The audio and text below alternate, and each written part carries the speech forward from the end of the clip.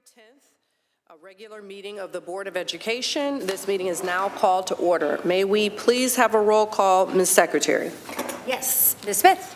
Here. Mr. Jacinto? Here. Ms. Heinrich? Here. Mr. Walker? Here. Mr. Hall? Here. I myself am here. President Weems? I am here. Here. You're all Thank you. We will now stand for the Pledge of Allegiance. I pledge allegiance To the flag of the United States of America and to the republic for which it stands, one nation, under God, indivisible, with liberty and justice for all. Thank you. May we now have a motion to approve the agenda?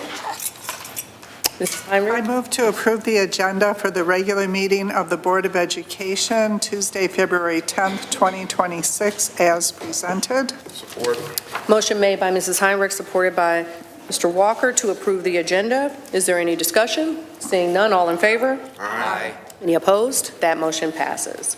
All right, we will now move to announcements. The first thing I want to do is congratulate the Board of Education. We received notification from the Michigan Association of School Boards that we are officially an honor board. That is great news. Congratulations. This is a signal of governing excellence. I wanted to take a moment to acknowledge the board's commitment to ongoing professional development, a shared understanding of governance best practice, and a growing culture of accountability and continuous improvement. It is clear that our board takes our role very seriously, and also very clear for me that a well-functioning board operates from a place of discipline. Being recognized as an honor board reflects our collective commitment to ethical governance and student-centered leadership, making our decisions informed, responsible, and focused on the outcomes of students. So thank you very much for that. To that end, a few of us had an opportunity recently to attend some trainings. I personally attended the MASB Winter Institute and took a few courses to learn more about ISDs and overview or overseeing of the superintendent. And I plan to share more about my learning at our next retreat. I know that other board members also had an opportunity to attend an advocacy conference in DC, and I want to offer up the opportunity to those members to share a brief summary if they so choose. Mrs. Heinrich? Yes. Dr. Blau and myself attended the Advocacy Institute in Washington, D.C., February 1st, 2nd, and 3rd. And I just want to give a little background. Yeah, there's something flying around me. Okay.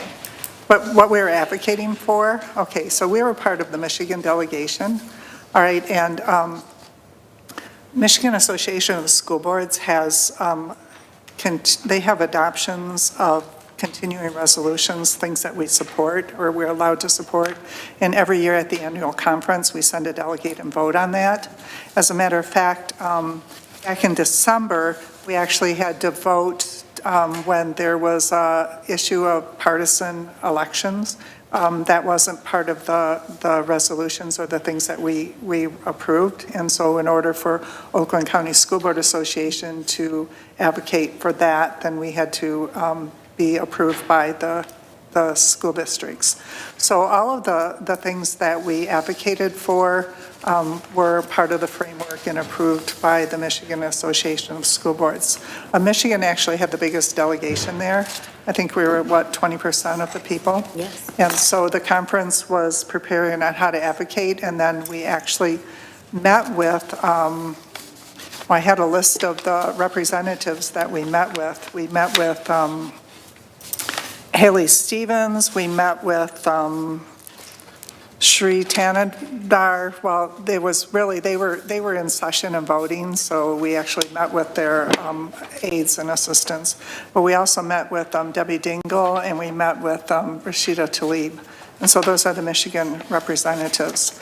And so Dr. Blau and I are just going to share some of the things that we advocated for, because our community is advocates also, and so we went as a delegate to advocate, but we want to encourage parents to take an interest on issues that are affecting our school district. So one of the things we advocated for was the Individual with Disabilities Education Act, IDEA, and this is a 51-year anniversary. Farmington, our school district, gets $2.9 million in IDE funds per year, but we supplement special education by $4.9 million from the general fund dollars. So this is something that we're asking to urge Congress to have steps to increase to the 40% share that it was supposed to be funded at, and it never has been. You're up next, Dr. Fowle. Yes, we also spoke to the importance of public funds for public schools. 90% of American children attend public schools, so we were advocating for measures to ensure that that our representatives vote against any legislation that diverts public funds, including through tax code changes to private or religious schools, and also that any entity receiving public tax dollars directly or indirectly must be held to the same civil rights, financial transparency, and student achievement standards as public schools. Another thing was talking about educator workforces and shortages. We all know that there's a shortage of teachers, just in unprecedented levels, and so we really talked about solutions. I know in our district we have a class for teacher cadet program, and we also have an opportunity that we're partnering with through Dr. Coffin remembers the name of it. I don't. For next year, they're going to have scholarships for teachers, the teacher cadet program. The Center for Black Educator. Yeah, Development. okay. Okay, so some of the things we're asking for is to continue to invest in Title IIA, which is maintaining and increasing funding for the funds Title IIA, which provides primary federal support for teacher and professional development and retention. Yes, we also spoke to the importance of CTE and making sure that that we are given opportunities to advance the work that we're doing at the K-12 level toward providing an additional variety for greater variety, as well as easier accessibility to those opportunities for our students as they move through and plan for their careers, particularly during their high school experiences. Yeah, another thing we advocated for was digital equity, cybersecurity, and E-rate. This is cyber threats are a real threat. One of our neighboring school districts, South Lyon schools, were shut down for 2 or 3 days because of cybersecurity. They were targets. So, across Michigan, there's a homework gap too. I mean, students, not every student in Michigan in rural areas have access to internet, and not every school district has access to one-on-one devices. And so some of the asks were to protect the E-rate, and to support cybersecurity funding, urging the FCC and Congress to expand the cybersecurity pilot program into a permanent, fully funding initiative, and also ensure access to Wi-Fi hotspots and devices for students. Thank you. I appreciate that report. I just wanted to add that we also met with Senators Gary Peter and Alyssa Slotkin. Yeah. Thank you. We had school safety and mental health. Oh, I'm sorry. Yes, we also, that was the 6th and final. 7. There's 7. There were 7 altogether? Yeah. Sorry. I don't have my list in front of me. We also spoke to the senators and representatives about the importance of ongoing funding for both safety and mental health. We have some struggles currently around those priorities, not specifically us here in Farmington, more generally speaking, nationally, and it's important that we continue to have support and funding for those services. Yeah, Okay, and the last thing were school nutrition guidelines. Aye. There's a Make America Healthy again, and so with the new nutrition guidelines, there's some mandates to have whole milk instead of reduced fat milk, which it takes up like all the guidelines, so there's need to be adjusted in that. They want cook from scratch food rather than reheated food, whereas most school districts, and our school district too, we have kitchens, central kitchens where we warm prepared food, and so some of the asks were to have a 3-year period where schools can come up to code. Even if we started tomorrow, it would take like over a year just to get the approval in process, you know. And then we asked for emergency 3-year safe harbor implementation period in order to do that. And we also asked for an emergency infrastructure appropriations bill. So a mandate without funding is just, it's not possible. And also they asked to increase the reimbursement rate for the real food index. I just went grocery shopping today, and it's just, you know, people with young families, it's really a burden. So they asked for immediate increase of 75 cents to $1 per meal in the federal reimbursement rate. There's also the opportunity to engage in dialogue with members of school boards from around the nation who are also advocating for similar priorities for K-12 public education.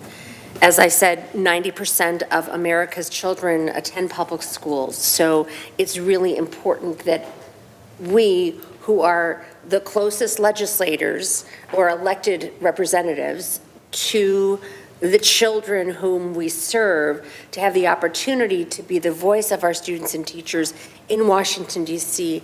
It's a very important way to advocate for our young people, and to be there together with other like-minded individuals from throughout the country, and also to be able to share the successes that we've had, what's worked for us, and to hear ideas from other boards is really, really so valuable. Yeah, and we went there as nonpartisan, and so, you know, we meet with whoever our representatives are, and the ask is for everybody to put their politics aside and to focus on what is best for children. So if there's any community members that want more information, if there's any of these topics that are near and dear to your heart, the legislators do listen to you, and they do listen to the people that vote for them. And so, you know, your voice matters, and we were able to use our collected voice as a group from Michigan. So I'm going to pause you guys. Very good. I'm done. Thank you. Update. If you want to send that to us, because it looks like you've got some prepared remarks, and we'll figure out what we might want to talk about more in depth at a future retreat. Okay. Okay. Okay, perfect. Thank you. Members of the board also had an opportunity to visit some schools, Farmington Early Childhood, Gill, Warner, and North Farmington, I think most recently.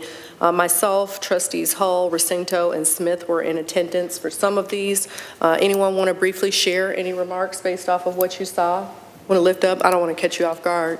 I know for me, I was pretty impressed with the high schoolers that I met with. They have a lot of really great ideas. I didn't agree with everything, particularly on not having consequences associated with being late to school, but I did understand their perspective a bit in some areas, but I love that they made me more aware of the need to be more intentional about helping them understand career pathways. They talked to us about wanting more flexibility in their schedules, to be able to explore more things, wanting to get credit wherever possible for some of the required work so that they could free up a bit more to do things that are more interesting to them.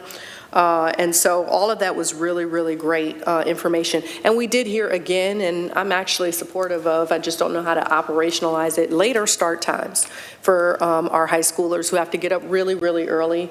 I know young people, even adults, are staying up way later than they should, and having a good night's sleep is really important. So I want to continue to think about that. Also had an opportunity to sit into the student roundtable conversation. I believe it was last week or this week. They're kind of running together. Friday, thank you, that was it. And Vice President Walker also took the time to accompany me to that.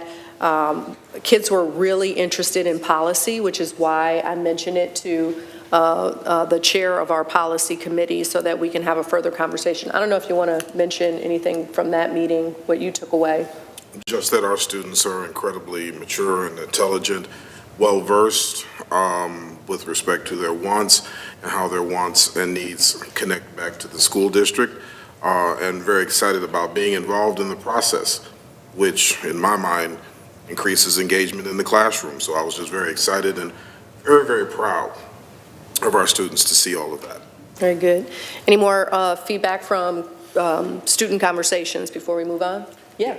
So my favorite, do I get to say what my favorites? You do. So far. Of course. So far. All right, favorite so far was going to Farmington Early Childhood Center. That, to me, is, if we just can I can just Bottle that up. or just Yeah. do my be here but there. That's what's so inspirational for the young folks because their minds are so fresh and they're so perspective on a lot of things and they kind of make you feel like celebrities when you're going through it. You go in there, kid, they coming out from outside, they're, got the little nose juice going down and they're giving out high fives to me. I'm like, ooh, this is growth, but okay, you guys are good. So, I really do just love the programs that's, I really do love the programs that they have with the bright future and what they want to do. And they impressed me with so many words that were over 3 syllables long, and I was like, wow, illustrator? Instead of drawing pictures, now I want to be an illustrator. Like, oh, okay, that's awesome. And it just makes me feel so good. And over there, too, they do a lot of, and I don't know if I'm getting too much in the weeds, but they do a lot of early intervention over there from 0 to 3, that they actually go to the house and help out, with the needed services there. So I thought that was awesome right there. That was actually actively seeking out instead of you always have to come to the school. So I enjoyed my time over there, and I think I'm probably going to start going over there a lot. Yeah, it's hard not to smile coming from the Farmington Early Childhood. I can say that for sure. I know that we have a great program at our Early Education Center, really, really great. And I also know that there are studies that show when you have an early program that really supports growth for our young people, and there are studies that can prove that out when you have an early childhood program versus children who didn't have that opportunity. There is a difference when it gets to 3rd grade, 4th grade, and 5th grade. And so I think that's why folks are, really advocating for, more universal preschool options so that we can get more of our young people early exposure to education. So thank you for sharing that. I also had an opportunity, along with one of my fellow board members, to hear from students just as late as yesterday, and some of our parents in their communications to us regarding concerns related to the presence of ICE in and around our schools. I had a really good conversation with some students last night as they prepared for a student-led protest today to better understand how they're organized and what they're looking to accomplish. The Board of Education supports our students' First Amendment rights and their right to protest. We understand that a peaceful demonstration was conducted safely today, and we appreciate the district's prompt and proactive communications to the broad community around our policies and procedures in this area. So thank you to all of the adults who were helping the kids out there. I want to congratulate the superintendent for being recognized as an outstanding music administrator by the school district. I agree that we have a wonderful music department. I continue to be impressed by our young people, and I feel really, really fortunate to have a district with such a great program. I've seen our students thriving. I've seen significant growth in the program in terms of numbers of students who are taking advantage of the opportunity and the level of performance. If you have not been to a choir concert, a strings concert, a jazz concert, a play, a musical, I truly believe you are missing out. They are just outstanding. Want to make an announcement. There's a community coffee being hosted by our board members on February 28th at Blue Hat at 9 a.m., so please put that on your calendar. I also wanted to mention, and not to steal Trustee Racinto's thunder, but as an update from a state perspective, the governor's proposing a $625 million literacy boost to address widening reading gaps. More to come on that, I'm sure. This is pretty early, so I'm sure that will come in a later report as that gets hopefully operationalized. I think that folks are really appreciating the need to focus on literacy, looking at states like Mississippi, who's demonstrated that improvements are a proof that growth is possible. It's clear in Michigan we've had sort of this flip-flopping of procedures and protocols and standards and accountability. And I would urge everyone to encourage our leaders at the state level to adopt something that is research-based and consistent for our school districts. I am, speaking of kind of data, happy to see preliminarily our board is reviewing NWEA growth performance, and we're seeing growth gains with the majority of our students meeting or exceeding their growth targets. So I look forward to continuing that review and a deeper dive during our next retreat. Excuse me. I want to wish everybody a happy Black History Month. Personally, my family is reading Caste, The Origins of Our Discontent, which won a number of awards by Isabel Wilkerson. I'm reminded that Black History Month calls us not only to celebrate achievement, but also to confront truths, including when those truths are uncomfortable. Last year, I recognized John Newton Templeton, who was the first Black person to graduate from Ohio University, which is my alma mater and is among the earliest graduates in U.S. history. And I was also fortunate to receive his scholarship and become the first African American to graduate from the Honors College in 19-something. What I didn't share publicly last year was I had a really tough time in college experiencing within the Honors College significant racism. I recalled an accounting professor who regularly used his teaching platform to call my Kenyan classmate a Maasai warrior who drinks milk and blood all day, or to inform me and the rest of my class of the myths of slavery, or to share stereotypes about Black people having children out of wedlock and committing welfare fraud. Those are just the top three. I remember being so upset that I confronted him about it, and he did nothing. I shared those experiences with the dean, who required him to apologize. And just this week, I found that pseudo-whack apology. And this also happens to be the same week that the country doesn't acknowledge a mistake for depicting dehumanization. And ironically, it's the same week, this week, that my family's covering Chapter 6 of our book, which is on dehumanization and stigma. I sat long and hard thinking about whether to say something at all. And in speaking with each of my colleagues that are across this table, I felt encouraged, and I want to thank each of you for that. We all believe that racial dehumanization appearing in our public discourse, when that happens, there's a moment when our values are tested. Critical thinking, ethical citizenship, empathy, and accountability are not abstract concepts. They are expectations we model for our students in real time through our profile of a lifelong learner. And that's why I feel that it's necessary to take a moment to remind our school community to be careful about what you say and what you post.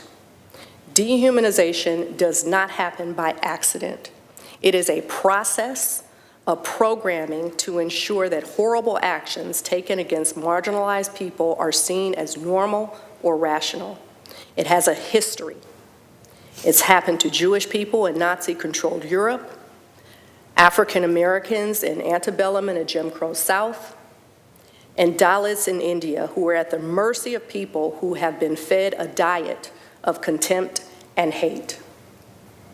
Racist dehumanization, specifically images that liken Black people to apes, has a well-documented history of harm, and it directly contradicts the values we are responsible for upholding as an educational institution.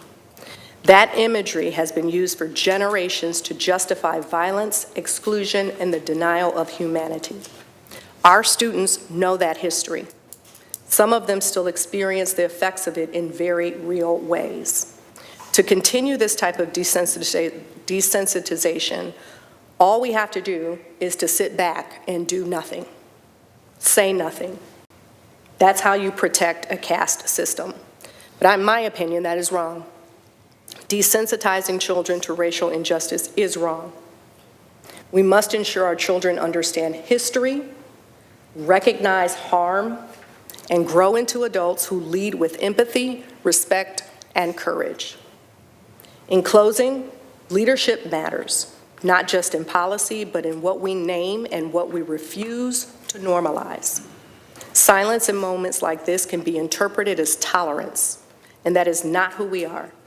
I speak today to affirm a simple principle. In this district, we reject dehumanization in all forms, and we hold ourselves to a standard of dignity, accountability, and care for every student we serve. And with that, we will move on to the rest of our agenda. Well said. Thank you. Well said. Thank you. We will now move to public comments. If there is anyone who wants to make a public comment, you can fill out a card and leave it in that ceramic bowl. Just as a matter of rules, we allow 3 minutes for public comment. There will be a timer so that you know when your time is ending. We ask that you, if you have a public comment that names someone, especially a member of staff or a student, that you refrain from naming a person when anonymity would be more appropriate. I will name the folks who are, I have 5 public comment cards right now. If anyone wants to make a public comment again, you have an opportunity to do so either now or there's another public comment period later on in the agenda. You may make public comment once. You have 2 different opportunities to do it, but you can only do it one of those times. First, I have Mark Forshee, and then that's followed by Henrietta Forshee. Thank you. Good evening. Good evening. I have serious concerns about the direction of instruction related to DEI and sex education, and particularly the introduction of sex concepts starting in kindergarten. At very young ages, children are still developing basic cognitive, emotional, and social understanding, including complex and abstract ideas about gender identity at these stages is not developmentally neutral. It can be confusing, overwhelming, and distracting from core learning. Parents do not believe these topics, many parents, I would say, do not believe these topics belong in elementary schools, especially kindergarten, first, second, and third grade. This is not a rejection of respect or kindness. All children should be treated with dignity.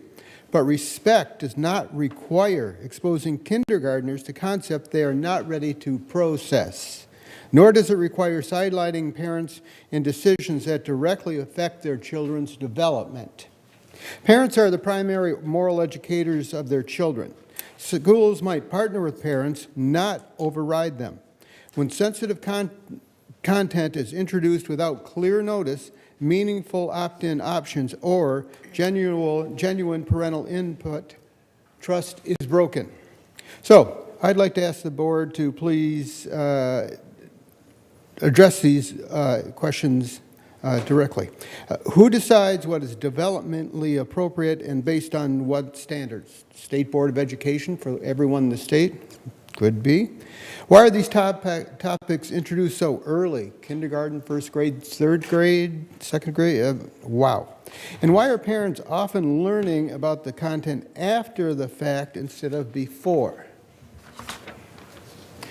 I'm asking the board to take concrete steps, slow down the introduction of gender-related instruction in early grades, return sensitive topics to later age-appropriate years, and ensure full transparency in parental consent when values-based material is involved.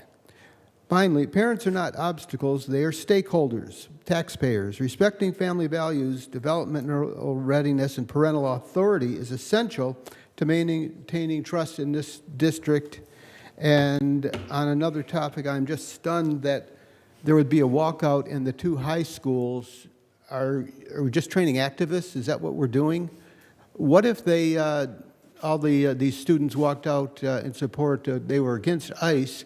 What if they were doing it in support of MAGA? Would you be saying all the same kind of things? Thank you. Next, we have Henrietta Forshee.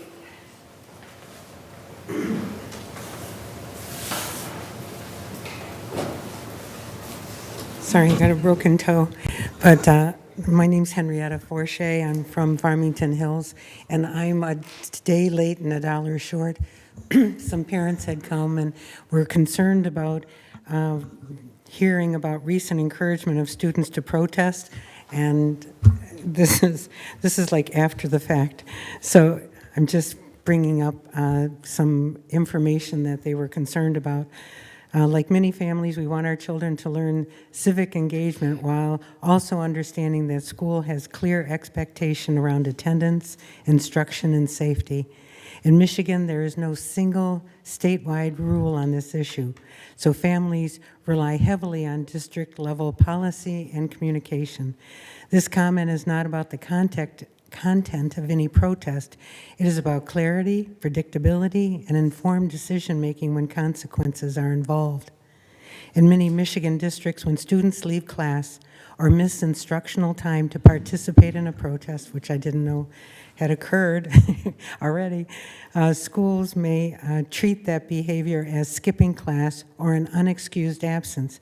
Consequences can include being marked unexcused absent for the class of day or the class or the day, detention or loss of privileges, in-school suspension, academic penalties tied to missed instruction or participation, and in some cases, escalating disciplines if students refuse staff directions or leave campus. These consequences often apply when a protest is peaceful because they are based on attendance and behavior requirements, not viewpoint. When expectations are not clearly communicated in advance, parents may be surprised by disciplinary outcomes, and students may make choices without fully understanding the academic or disciplinary impact. I also want to acknowledge that there are other ways students can raise concerns, such as student councils, meetings with administrators, organized forums, or after-school activities that may allow expression without instructional consequences. So I respectfully ask the board to consider how district defines protests or walkouts during instructional time, how absences are recorded and discipline is applied, what consequences may result, and how consistency is ensured, and how families are clearly informed ahead of time. Clear guidance helps parents have honest conversations with their children and strengthens trust between families and the district. Thank you for your time and for your service to Farmington Public Schools. Thank you very much. I'm going to just take a quick minute to address these two topics. I want to let parents know again that our sex education curriculum is available before folks get into sexual education content. Messages are sent to parents. We are not teaching kids inappropriate information in kindergarten. And then with respect to protests, if you are a parent in the district and you subscribe to district communications, you received no less than 5 communications regarding this matter. and students were communicated with regularly over the course of the past several weeks. So if you're interested in obtaining information from our district, please subscribe to listserv, and then you will get all of the communications that parents get. Next, we have Charlie Gorelnik. Did I get it right? Gorelnik. Sorry about that. Thank you. And then we have Bill Lovaway. Hello, everyone. My name is Charlie Gorelnik. I'm here as a representative of the local high school robotics team, the Hackbots, here in Farmington. Just here to share some updates with the team. We are moving quickly into our build season, almost 5 weeks in at this point, as we continue to work towards our competitions on March 21st in Jackson and April 4th in Livonia. We would love to see all of you there, and we know every Hackbot is very excited to compete as well as to create our robot. Speaking of the robot, on the actual robotics side of things, we continue to design, fabricate, wire, and program our robot as the weeks go on, as well as now we are putting a larger emphasis on our strategy for this season, in addition to looking for ways we can excel in making a competitive robot. As well as creating a robot, we are also importantly getting ready to move out of our storage room in preparation for the new STEM addition to our school. We are very excited for this addition, and every Hackbot is extremely grateful for your decision to create this outside of Farmington High. Thank you. Thank you very much. We are aware of your dates. Someone has sent them to us, and we appreciate knowing those because we're all very supportive of the Hackbots. Thank you. Bill Lovaway and then Jessica George.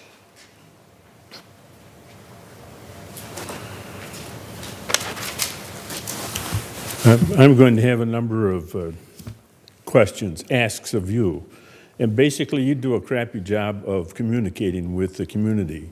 Even though you have a newsletter that goes out to parents, it doesn't go to the rest of the community. Here are the questions.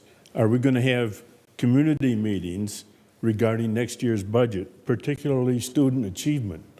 We are an F district. That's not satisfactory to anybody. So are we going to talk about student achievement and what we're doing to fix it? On the January 10th retreat, you talked about the DEI and an update on that. That should be at this meeting. Student achievement, you talked about it there.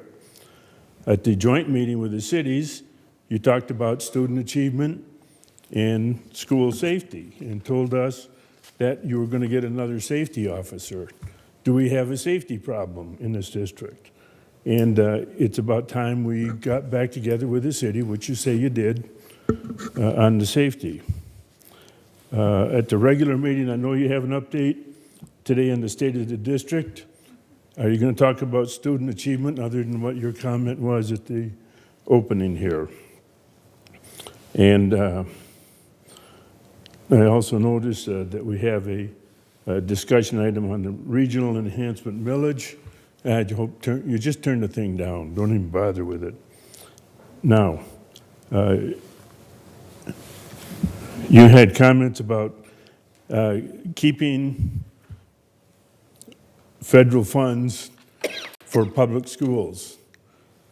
An F rating, where in the state, which is the 43rd highest in the country, the lowest at the bottom end of the scale. Our money isn't being spent well. So what I would like to do is, I have a little prayer here. Saint Michael the Archangel, defend us in battle. Be our defense against the wickedness and snares of the devil.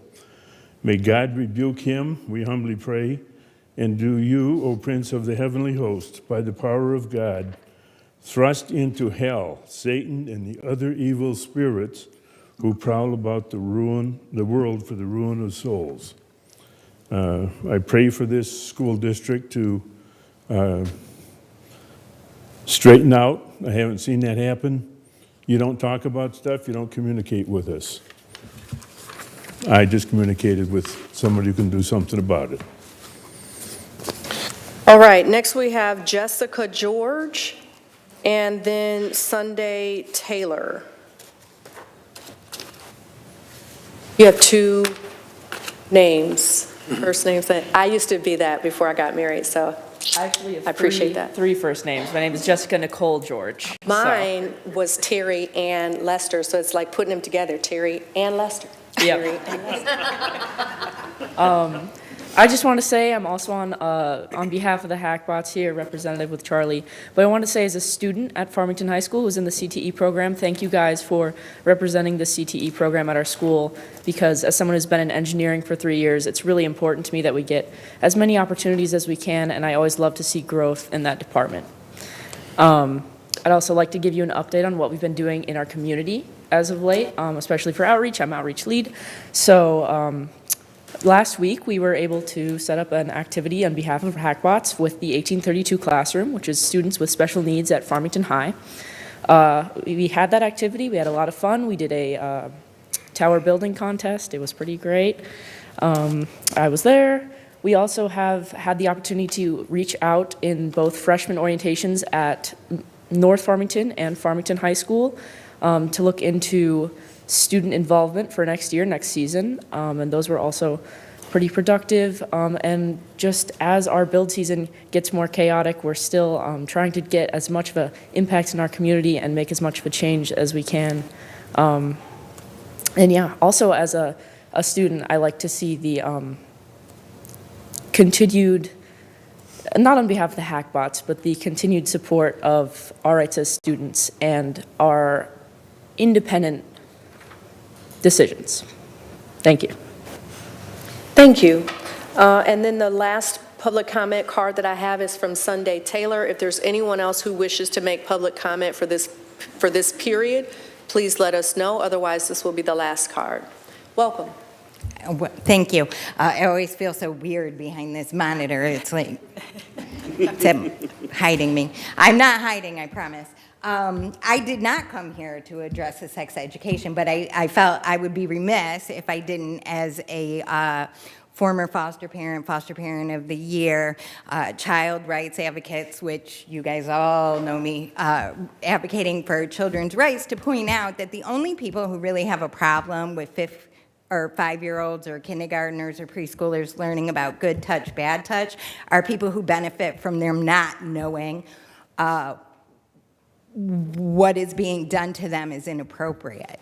And so the only people that would, I think, really have a hard time with children not knowing what you're doing to them is actually molestation would be somebody who liked that.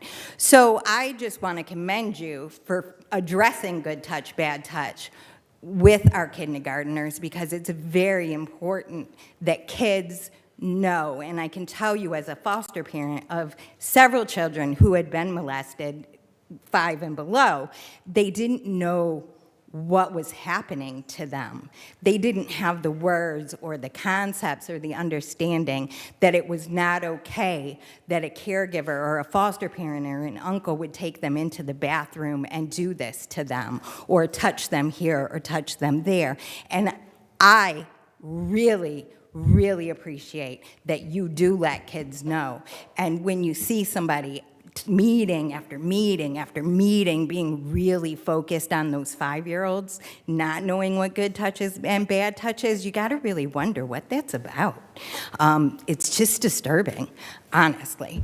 The thing I came here about was I received at least 5 communications about the protest. Over and over again, it said anything that when they left school property, what they were doing was not in the school's hands. So I would know that I've seen a lot of conversation online about school punishment for what happened off of school property. And what I can say is that as a parent, I got those emails, and you guys said once they left, they were gone. So I just want to reiterate that, in my humble opinion, always humble, that I don't think any punishment for what happened, say language, there were complaints that the kids were saying fuck ice, and that the kids not be punished for using such language, saying puck ice, and that not happen. I also wanted to bring up, not everybody may know, but on the way to Orchard Lake, there was an elderly woman, according to the kids, stuck in the snow, and the kids actually stopped to push that person out of the snow, and I thought that that was really cool. Thank you. You're Thank you welcome. for your comments. See you next time. Next, we will go to, is there any further public comment? Any further public comment? All right, then we will move to items from the secretary. Yes, the board received communications regarding the Office of Head Start notifications, emails regarding district protocols related to ICE presence at school, Farmington High School IB Castle newsletter, the February 2026 edition, and the IB International Baccalaureate testimonials request. The board acknowledges all communications and responds as appropriate. A list of correspondence is included in the board packet, which is available on the Farmington Public Schools website. Thank you. Thank you very much, Mrs. Secretary. Now for the legislative update. Yes.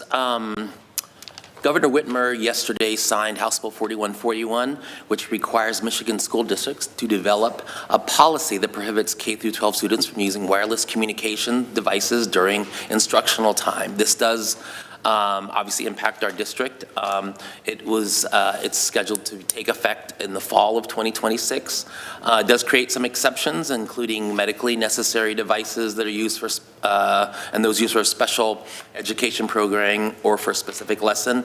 It is not a bell-to-bell ban, as would have been some folks had proposed. She mentioned it in her last State of the State, and I think she will mention in this year's, be highlighted in this year's State of the State. It was one of the things that she wanted to get through before her speech. Obviously, the policy committee will be ready and get communication out and work on that, on how we will handle to ensure that we are following the law. Also, as mentioned, Governor Whitmer is proposing a $625 million Every Child Reads plan, as you mentioned, and we'll hear more about that.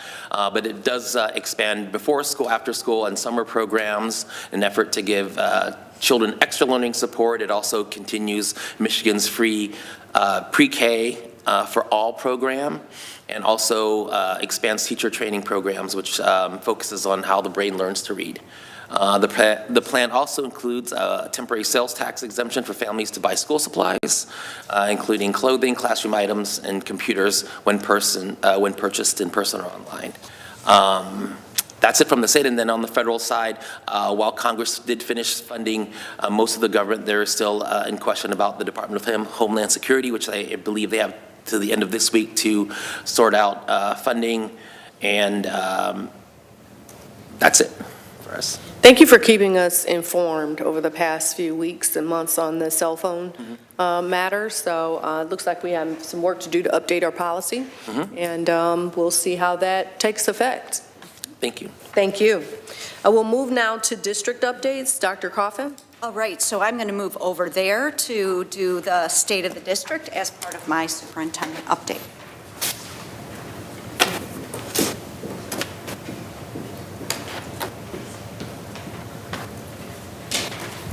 All right, Board of Education, I'm really excited.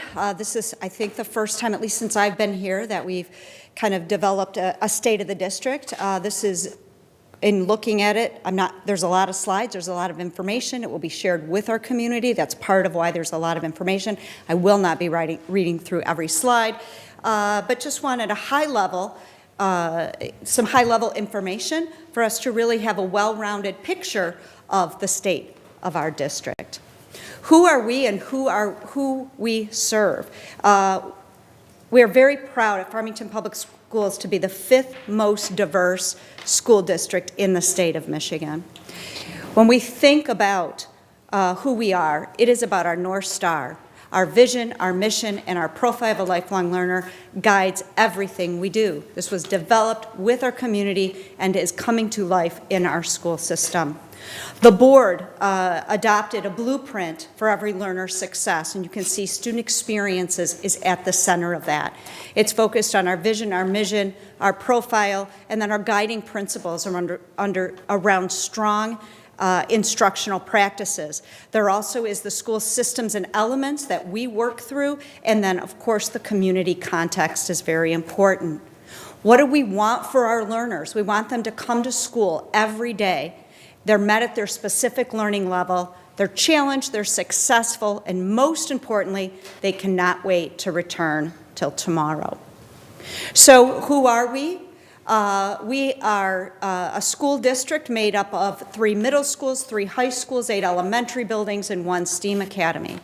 We're a community where 55 languages are spoken in our homes, where we serve 1.3 million meals and have invested so far 23,000 hours of teacher professional development. And for those, we have special programs that includes online learning options, as well as we talked about Farmington Early Childhood and Visions Unlimited. And some might know that we are now up to 7 therapy dogs. So very excited about that.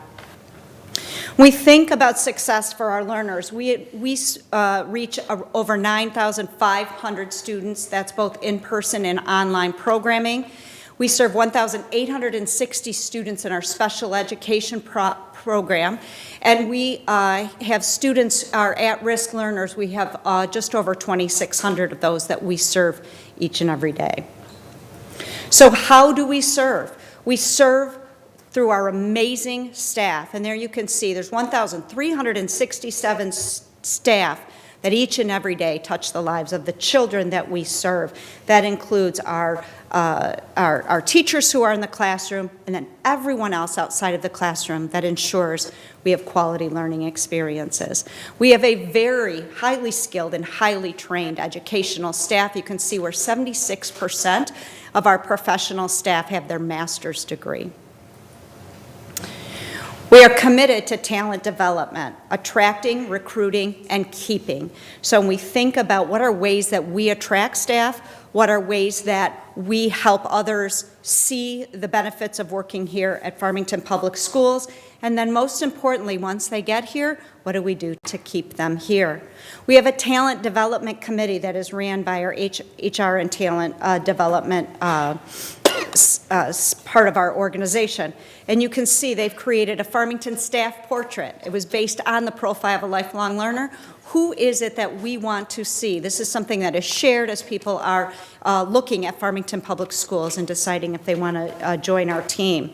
We have a subcommittee that focuses on wellness, recruitment, and recognition, and we've implemented the ARC talent model that is prioritized through staff input and developing initiatives such as our most recent Why Farmington campaign.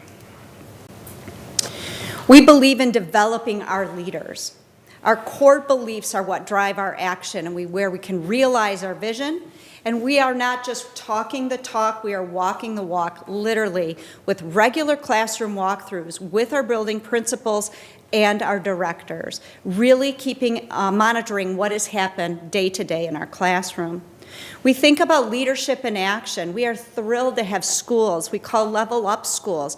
They are investing in additional professional development, on-site training with our building principals, our assistant principals, as well as our educators to really make sure that our work around acquisition, meaning making, and transfer is embedded in our classrooms. We have our AP visioning, and we have an AP book study where our APs get support in being instructional leaders. And we also review teacher practice and feedback on a monthly basis with our leaders. We think about staff development. The first number is 218. That's the number of teachers to date who have participated in our authentic learning professional development. When we started this just over 4 years ago, we had 20. So that tells you our investment in ensuring our teachers have what they deserve to do the best work for our students. 72.2% of our staff is that they approach the professional learning, they feel the professional learning is connected to our profile of a lifelong learner. You can imagine when we first started this, we weren't that high, so we're really proud of that. And then almost 80% of our staff say they feel confident when they're designing learning experiences tied to positioning, authenticity, and noticing. Our commitment is clear. We have high expectations for all. We're committed to equitable instruction. We're committed to aligning evidence-based resources, as seen by the board's commitment to approve over 30 resources over the last 4 years, and then certainly professional development and collaboration. We have a plan. We have had a plan right when we came out of COVID to say, from starting in 2021 through 2023, you can see there our focus on K-5 and 6-12 and how that's continued to move now to where we are at 25-26. We are continuing the initiatives and we are seeing the impact of those initiatives on our student achievement. You can see here, a similar path for math. One of the things we knew is that in 24-25, we needed to look differently at the math support and resources for our secondary students. The board supported that, and we are now moving into that second year, really launching our secondary math program at the middle school and high school with great success. Let's talk about our general fund. We get about 60% of our funds from the state. That comes in our foundation allowance, our categoricals, and our grants. About 30% is collected locally through property tax, as well as interest, Medicaid, and preschool tuition. We have about 8% that supports special education, and we have another final 3% that's some of our federal programs, including Head Start and additional special education funds. So when we think about it, where does the board prioritize this spending? You can see here that the main priority has been about 25% of our instructional budget has been focused on literacy, with 19% being focused on math. So the majority of our budget is focused on those core academic areas. In addition, 22% of the funding is supported professional learning for the adults who work with our students. So let's talk academic growth and achievement. What we're seeing that is our student performance on assessment is a critical focus that we monitor. President Weems talked about that, about how we're constantly looking at data as we get it. The types of data we look at are, of course, our state assessments. We are seeing specific impacts at the building level, and we're starting to see on our state assessments multi-year achievement growth gains for the first time post-COVID. When we look at our NWEA growth scores, our performance, as you can see there, is mitigating the impact of the pandemic, which has been our main focus. Our students are showing greater resilience compared to the national average, resulting in higher percentile ranks. When we look at the state targets, all secondary buildings have reached the 90% of those targets set for 2030-31, and the same for our elementary when we look at literacy. We spend time monitoring what works. We monitor our student outcomes at every level to try to learn from where we're seeing the best impact. We look at our teacher practices and we invest in that professional learning. And we're able to make intentional moves that clarify expectation, design supports, and of course informs our decision. When we look at our Title I buildings, so our Title I buildings are where 40% or more of our students qualify for free and reduced lunch. You can see there, since the spring of 2023, our 5th grade has increased in literacy proficiency by 18% and in math by 34%, as measured by our state assessment. You can see since 23-24, looking at 3rd through 5th grade, increased 10 to 30 growth percentile ranks in literacy.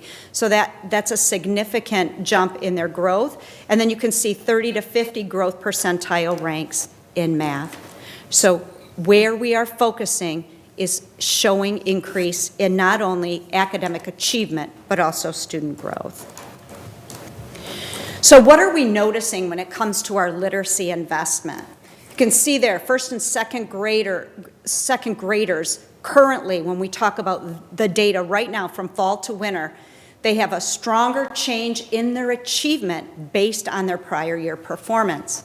Our K through 5 have high average to high in both their growth and achievement, and our African American student groups as average to high average with gains in grades 3 through 5 as compared to last year as measured by NWEA. When we look at early literacy, what are our teachers saying? They're saying that our first and second graders are coming with greater foundational skills. Again, this has been a primary focus of this board to adopt not only our K-2 literacy, but also wit and wisdom to supplement that. Our teachers are seeing that writing skills are much improved. And our building leaders are saying that the participation structures and making sure students have a place and a space to get connected are making a difference. Our teachers are becoming more comfortable with that type of discourse in the classroom. And the structured time or team-based staffing models are supporting building-wide intervention. When we look at math, we have deepening practices for our K-5. I think the board will remember we had just adopted that elementary resource right before the pandemic. So we're starting to see now the use of that is improving outcomes. Again, we're being very strategic in our professional development for our educators, and we're integrating supplemental tools that are not an add-on, but are something that accelerates that support. K-8 grade levels are meeting or exceeding our district targets for achievement for math. And again, our African American student groups this fall to winter, as measured on NWEA, have larger gains compared to last year. Our secondary math, so that's illustrative math, we just started that. We're seeing shifts to a student-centered practice. By units 2 and 3, teachers are reporting that students show stronger understanding of routines and structures, and they're seeing a greater level of rigor, which is requiring students to have a true struggle in the learning process around mathematics. You can see there kind of the comments from our teachers, and they're saying that how I'm incorporating students working together, it's helping to emphasize student thinking a lot more. Acceleration. Now, this is a goal of ours. The team-based staffing model, the math guidance, the embedding Algebra 1 in 8th grade mathematics, and rethinking small groups have all been very intentional, not just to support our students, but to ensure that we're accelerating their learning opportunities and experience.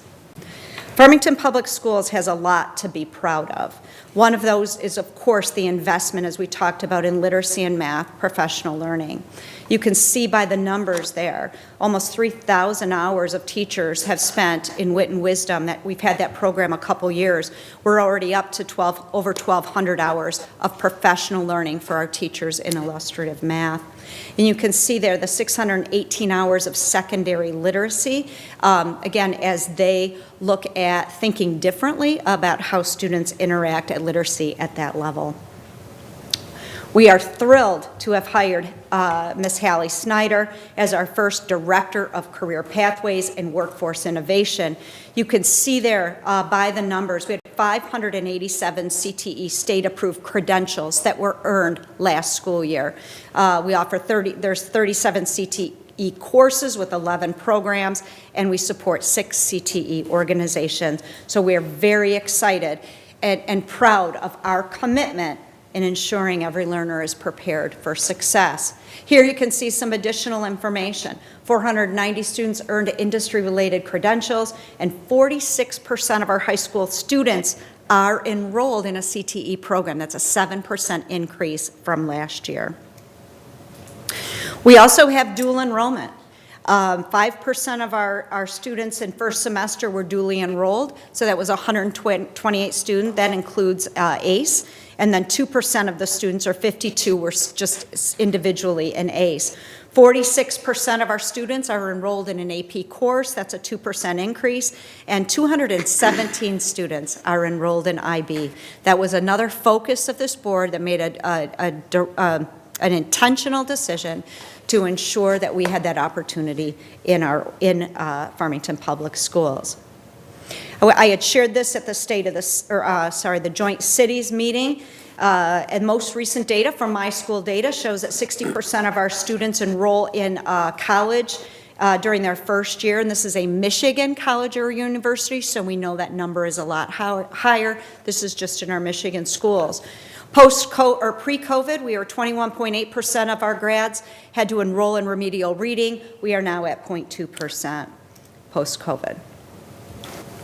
We know that there is work that we need to do. We know that there are opportunity gaps, and we know that the structure of school needs to shift fundamentally to ensure that all means all.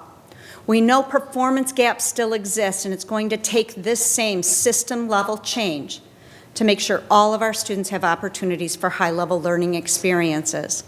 And those of you who may know or read Will Richardson's work, I love this quote. We don't need schools to be better. We need schools to be really, really different. And that's what we're working on. I want to share a couple of examples. One of those, you've heard about our work with MUI and Mitten on team-based staffing models. And we're doing this at all levels, where we are reimagining how we use time and space.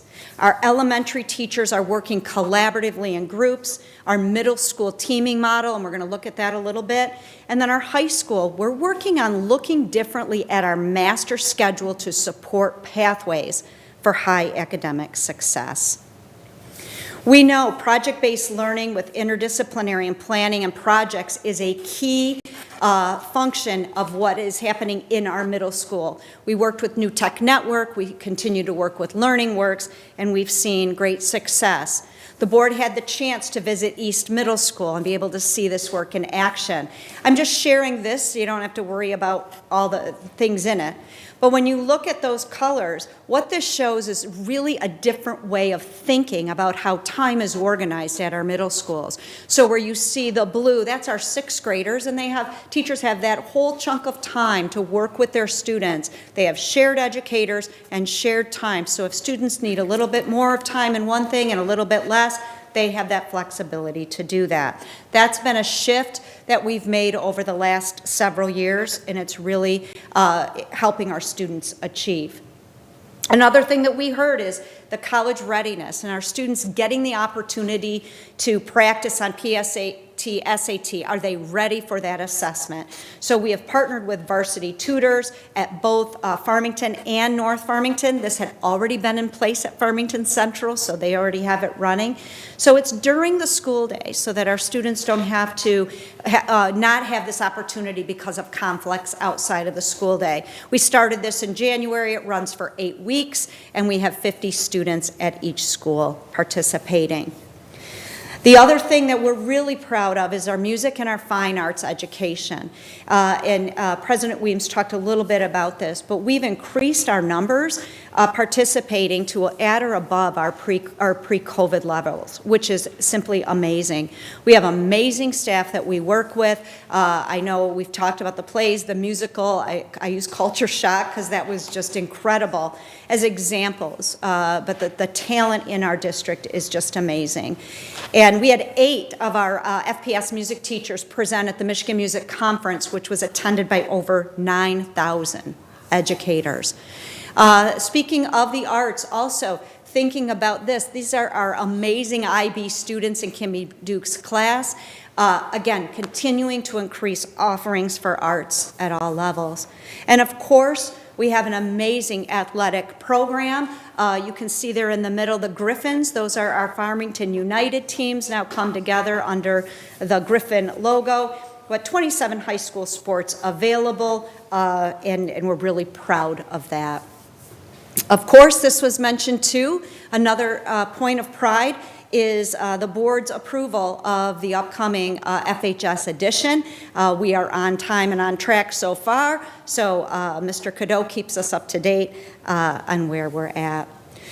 School doesn't stop, or learning doesn't stop during the summer. You can see here we have enrichment and innovation programs for all levels, and we also have intervention and acceleration programs. So our parents and families have opportunities for their students to learn. One of the things we are committed to and are accountable is ensuring that success starts here.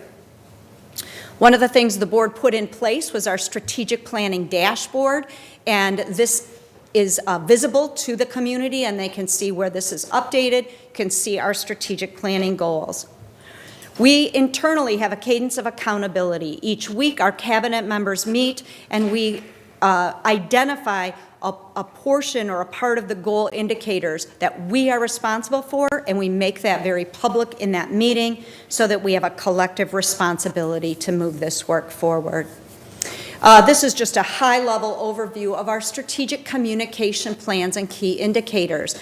So we are focusing on noticing, making sure that every student feels safe, valued, and connected, making sure students have real opportunities and real chances to discover and shape their own path, and really saying success does start here, and we are meeting with people, meeting with our families, meeting with our students to better understand how that's working.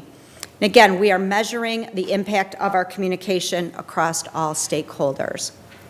The Board of Education has 5 goals that they have set. The first one, strengthening student achievement, oversight, and accountability. And so you can see the focus on the finances, the board governance, community trust, and then alignment with superintendent. So here are the superintendent goals, and these are things that we are currently working on, and the board is provided and updated on a quarterly basis. So really thinking about how are we engaging with national partners to not only learn from what's happening here in Michigan, but across the United States.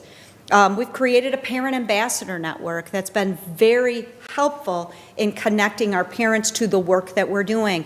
One of the things they mentioned is we need to learn a lot more about the work that you're doing, and so we're listening to that and providing that information. A space and facilities plan.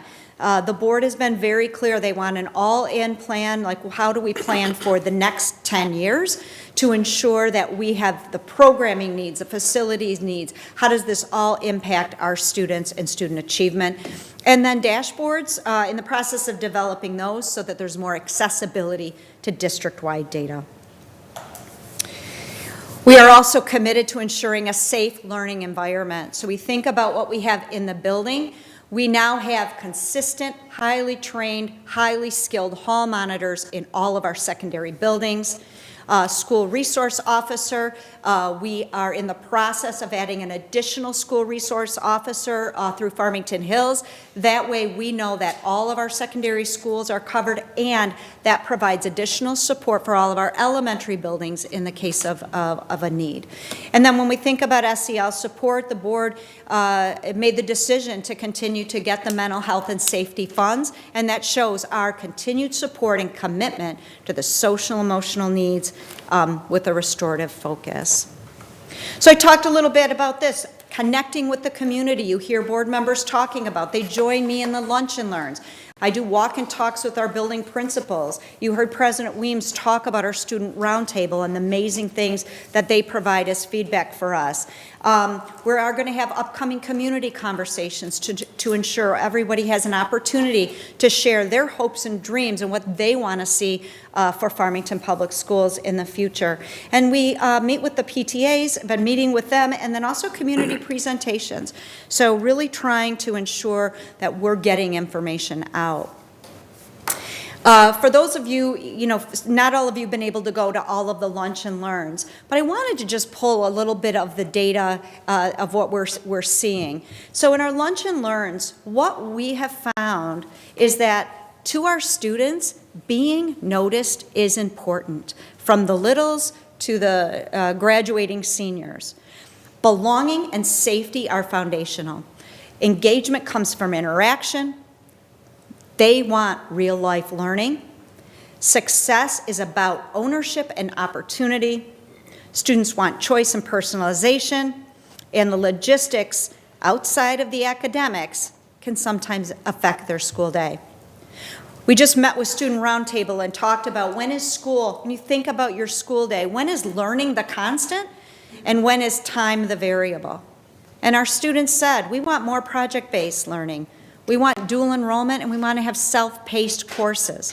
They love their flex time. They want to have more of that. Collaborative projects with their peers, work-based learning, and they said, don't forget, we still like field trips. So appreciated that. We cannot do this alone. Here are just some of the partners that we work with to ensure our students' success. We recently met with TMP and Plant Moran Real Point in looking at kind of planning for the next 10 years. And what they came in and they just looked at all of the documents that we have and we shared with them.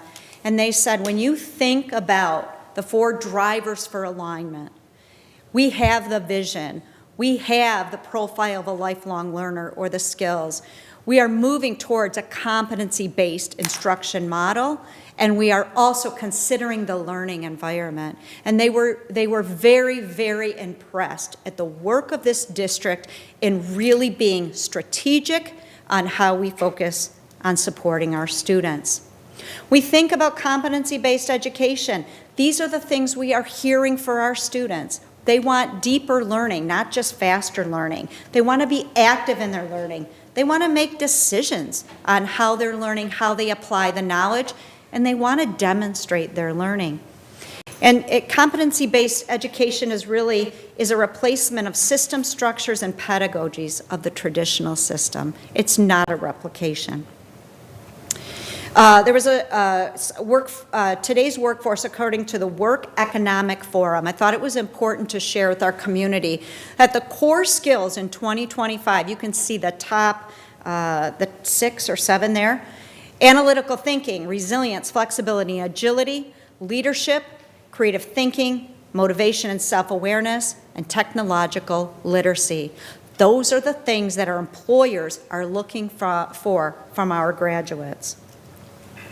When we look farther down the road to 2030, these are the things that we are focusing on. We know AI and big data is going to be part of our students' future. Again, technological literacy is there, resilience, flexibility, curiosity. These are part of what our profile of a lifelong learner is preparing our students for. Leadership, analytical thinking, systems thinking, motivation, and self-awareness. So moving forward, our 10-year planning efforts are underway. I'm not going to read through all of these, but all of these things are happening right now, concurrently. And so we will have this presented to the board probably in late April, early May. Education is for improving the lives of others and for leaving your community a better world than you found it. That is our work. The state of Farmington Public Schools, we're moving in the right direction. And that's not just me saying it. It's other people across the state. It's our partners recognizing and helping us see what maybe we can't see. So huge thank you to the Board of Education, staff, family, students, and our community. We don't do this alone, but I'm so excited about the future of FPS. Thank you. Thank you very much. I see Trustee Smith has a question. It's not a question. It's basically just conversation. Thank you for this presentation. It means a lot to know that we have and we are, as well as your team, are working together to work with community members. We often hear that they're not being heard. And it's just the same group that's being heard. But now you have formed a parent ambassador network. Kudos to you and President Weems for getting this together and working with parents in this community instead of just having those same parents. We serve 9,000 students in this community, not 9. And those 9 parents or 10 parents are always the ones that want to be heard and seen and have a place. But the other parents in this district want the same thing. I love the fact that we are still working on putting that building together over at Farmington High. But I want to stress, because I heard this when I went to a basketball game a couple of weeks ago. We, right now, have Farmington High, where our students are playing basketball over at Livonia or at Madonna, and we need a gym. That's true. But I'd like for Hackbox to understand and STEAM to understand, if we can't do a gym, we can't give you a building. That is not the STEM building. And I cannot stress that enough. We have other programs that we need to identify with as well, because what will happen is if we just focus on Hackbox or STEAM or STEM, then what about our students that are doing other things? Our gym is actually a curriculum. So we also have to think of others that want things. So as I stated a couple of meetings ago, we're not building schools where this is monopoly, where we've got CTE here, STEM, STEAM here, culinary arts here. That's OCC. So I want to thank you so much for putting this together, your team, this board, working collaboratively, and having others have a voice in this community. Thank you. I will just add to that, I continue to be impressed and really happy with the direction that we're moving in. It feels very centered around students.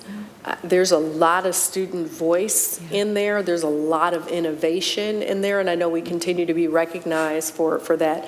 To that end, I am very interested in the competency-based movement, if you will. And so, not now, but at some point, I would like to understand more about our progress towards competency-based instruction and assessment. Yes. You know, too often, I talk to hundreds, if not thousands, excuse me, of employers. And they're not telling me I need kids to learn more about social studies. Correct. They're more interested in critical thinking skills and soft skills and I love the fact that not only are you thinking about what skills are needed today, but what skills are needed, you know, 4, 5, 10 years from now. So I really want to make sure that that's where we're all focused. I love that that's the direction that we're moving in. I want to see more of that. And I think that's what our young people need. Absolutely. Is, you know, more attention towards, you know, the future and how we've changed in how we learn and what's important. So kudos to you for that. And I'm also really looking forward to digging deeper into some of the areas that you mentioned where we're seeing some success and demonstrating that the work that we put in and that this board has adopted, you know, a few years ago are starting to take fruit. And what I would also just add, without beating a dead horse here or talking too long, is it takes time for us to see results. It's not we implement something in 1 year and boom, we see, you know, a change in the next year. And that has been the problem in Michigan, frankly. Exactly. Is this constant pivoting. We're going to do this, and then we'll do it for the next few years until somebody else gets elected, and then we're going to scrap everything that they did, and we're going to move into something different. That is what has contributed to the decline in Michigan, and it has contributed to the decline in Farmington Hills. And now that we've adopted research-based curriculum and instruction and innovations that we know are working based off of the conversations that we're having with our staff, with our students, and as we're looking and combing through the data and understanding what's working, what's not working, what's being implemented with fidelity, what needs more professional learning, and so forth and so on. I'm just really happy to see that we're starting to see those changes and improvements. So are we. And so congratulations to you and the team and to the board for your continued focus and support, because I know it's not easy sometimes. So thank you. For those of us who are not in the field of education, the things that we are doing as a district are the top-notch best practices supported by what is now hard science in cognitive neuroscience. And it's so exciting that our district is providing this level of learning opportunities and experiences for all of our students. It's really such an honor to be part of this community and bringing this to our students. Thank you, Dr. Coffin, for leading the way. Mrs. Heinrich. Yeah, I just want to agree with everything my colleague said. And I want to thank Dr. Coffin. I mean, this work that you're doing, this is not a quick fix. I mean, I've been on, this is year 6 for me on the board, and you've been here, and you've been putting the pieces in place. And the thing that I notice is it's all interconnected, and it's all, it starts with our biggest is our staff. I mean, it starts with our staff, but just all the pieces that you have this big vision, but how you've been able to put all the pieces and tie the staff together and get everybody invested in this. I just want you to know that you're appreciated for the work that you're doing, and it's really nice. I mean, this is the first time that we've seen everything all tied together, and to see how the pieces are fitting together. So a lot of times school districts will go through a cycle of a 3-year or 4-year cycle of school improvement, and then it's all out the window and they start something new, whereas this is something that's been ongoing, and we're laying the foundation and building on it and moving forward. We're not starting over every 3 years or every 5 years. And so it's a long term. You have to really see improvement, you have to be in for the long term. And I've always said, I just love saying this, if you focus on the learning, then the test scores are going to follow. And that's what we're starting to see in our district. So we're starting to see that success. And I think it's just from the work that our entire district is doing, but how from the top down and the bottom up, everything's interconnected and supported of each other. Yeah, thank you for that. When I think about our staff, understanding the mission and vision and direction, to get that in a district this size is amazing. And I think any educator would just be thrilled to have that. And it happens because of our staff. It doesn't happen because of me. I mean, we got a great team. But it happens because of our staff is willing to jump in, and because our staff is at the center of all of this.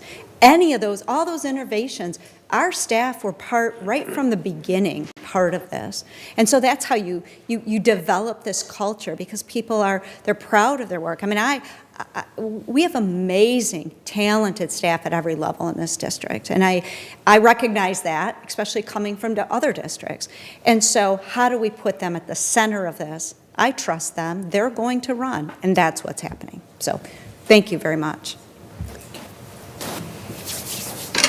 All right. I'll let you get to your seat. All right. Next, I'd like to welcome Ms. Rhonda Henry, Assistant Superintendent of Innovation and Strategic Initiatives, and Ms. Margaret Hendrickson, our Director of Curriculum Instruction and Assessment. Are you not presenting? Oh, sorry. Just Rhonda. To talk about our investing, you can see that there, in innovative teaching and learning structures. Thanks. Good evening, President Weems, members of the board, Dr. Coffin. I'm really excited to share in more detail with you the work that's been happening around the district in terms of redesigning our learning spaces. As we work to reimagine the student experience, our blueprint is the foundation and the framework that we use to make our decisions. So as we focus on innovation in teaching and learning, today's presentation will focus on the following elements of our blueprint: the adult roles, scheduling and use of time, space and facilities, curriculum, instruction and assessment, and continuous learning and improvement. We are shifting from a model, very traditional, one teacher, one room model, to a model of distributed expertise and building educators' expertise around a shared roster of students. And this model moves from my students to our students, allowing teams of educators to group students in real time and meet the needs of all students. Our goal is to leverage team-based staffing to deliver deeper learning experiences. And when teachers collaborate in these new structures, they can provide high-quality experiences for our students that no one single teacher, no matter how talented they are, could possibly provide in isolation. So the teaming structure is allowing staff to live into the FPF staff profile as they no longer work in isolation. They're leveraging their shared strengths to meet the needs of our students. As the quote on this page from a Kenbrook teacher points out, when teachers are supported and collaborative, the students are the ones who benefit and experience a more personalized learning environment.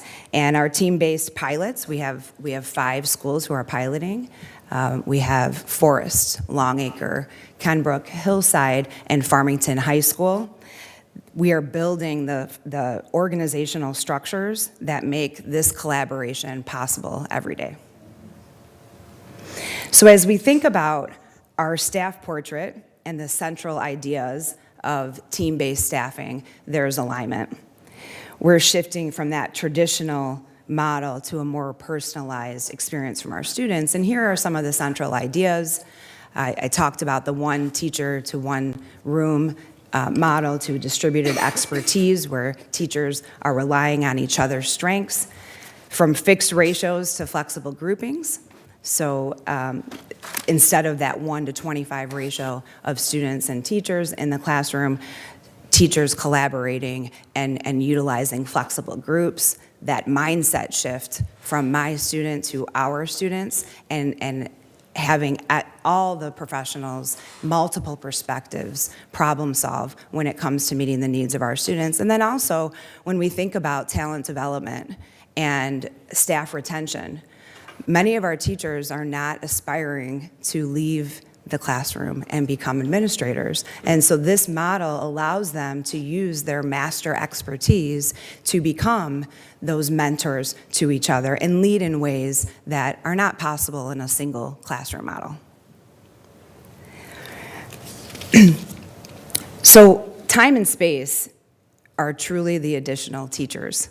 When we think about how we're redefining the teaching profession, the staff who are supporting our students, and redesigning spaces, it's truly increasing our student connection. And here's a quote from one of our students talking about how having more than one teacher allows for more assistance in the classroom and connections at a higher level with the teachers.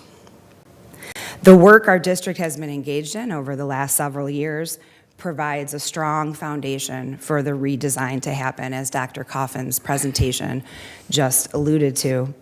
Our Board of Education and Community Support, our strong building administrative leadership, and implementation of high-quality instructional materials are to name a few, in addition to the partnerships that we have.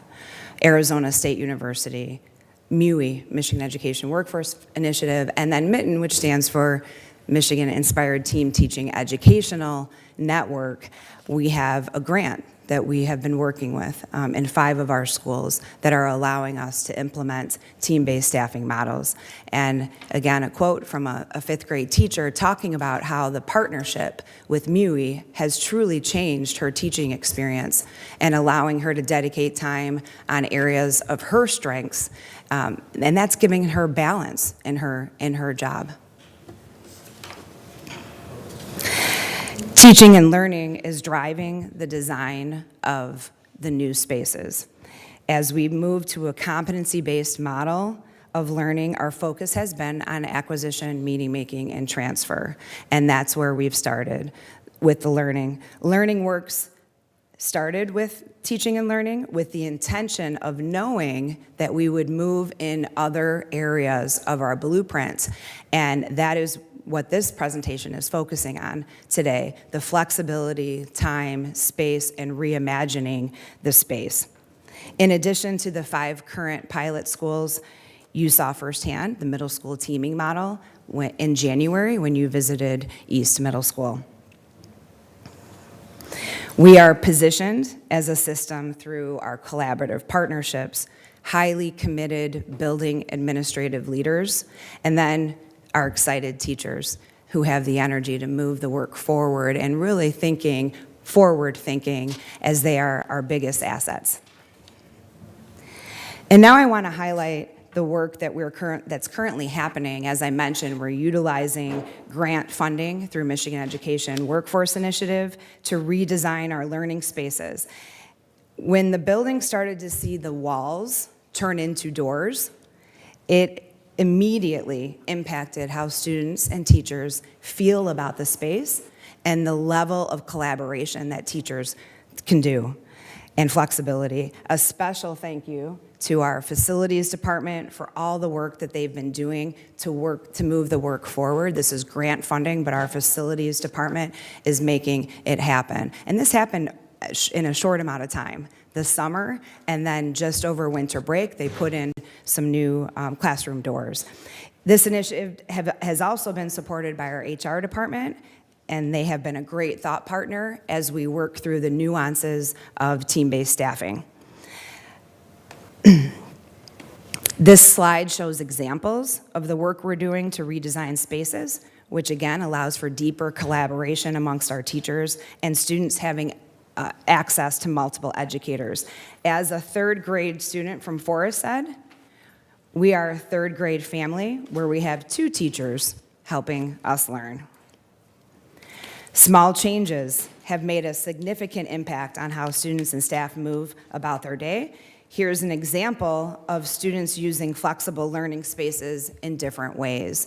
And as one of our teachers said, we have 2 learning spaces to better meet the needs of students, one area where designed to differentiate instruction, the other to really level up the skills of the students. Students have also shared the impact on team teaching, and there's 2 themes that students have shared, and that's flexibility with seating and having access to more teacher support. And here's some quotes directly from our students, and you can see some of those different seating options. Part of the grant that we received includes professional learning for our leaders and our educator teams, and that's with coaching support that comes from Michigan-based coaches, Center for Black Educator Development, and Leading Educators. Also, the teacher teams can attend convenings where they learn together, and then there's a learning series, virtual learning series. And here's what our teachers and leaders are saying. Lots of themes on collaboration, changing from traditional classroom structure, focus on student-centeredness, and there's a lot of energy and excitement, which helps to retain our teachers. Lots of teacher and leader quotes in this presentation.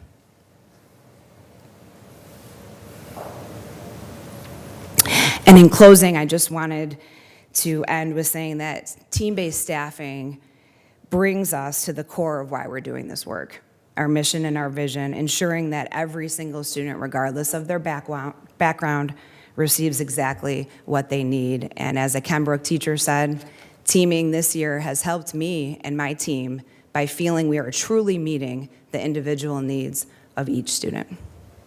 Thank you. Thank you so very much. First of all, I want to apologize. I want you to know that some of the activity that was taking place is obviously not reflective of the report. There's a bit of a situation taking place in the parking lot, and nothing dangerous or anything along those lines, but I just wanted you to know that's where President Weems stepped out to, and Trustee Hull stepped out to address that particular matter. So, Thank you. again, thank you so much for that information. Do we have any questions from any of our trustee members? Anyone? Ms. Howard? No, this is just exciting work, and I think the biggest thing is it's student-centered and it's teacher-driven. Nobody came in and told teachers they had to do things. These are things that the teachers want to do, and just the feedback that teachers are excited, and teachers, you know, this is the way teaching is supposed to work. And it's just, you know, it's a shame that it's taken so many years to figure it out. But we're doing it in Farmington, so yeah, thank you. Thank you for the work and the leadership. And you know, and this doesn't happen without the leadership support. I mean, the people in the trenches know how to get kids to learn. It's just setting everybody up for success. You know, one of my students used to say, Miss Heinrich, you're not setting us up for success. So I said that out loud, but I listened to her, and we had a good relationship, and she was successful. But I mean, it's listening to students and setting them up for success and providing the resources and support, and just the little things like putting a door in. I mean, who would have thought? Right. And a lot of times things circle around in education, and, you know, things go back and they go back to the traditional. But I think some of the things that we're doing is not something that's going to be a flavor of the month and circle in and then circle out, just because of the way it's being implemented. It's not force-fed, and it's not try this, and we're seeing results from it. So when you see results, then things kind of snowball and they get bigger. Thank you. I just want to comment about the innovation that's taking place, the buy-in with the innovation that's taking place, the creativity that is happening with the innovation. I think it's so wonderful. I've just finished reading a book called The Sabertooth Curriculum, which is a satirical look at the educational system written back somewhere around 1939-ish, if I'm not mistaken. And a lot of the things that book was talking about that was bad with education is still taking place here in 2026.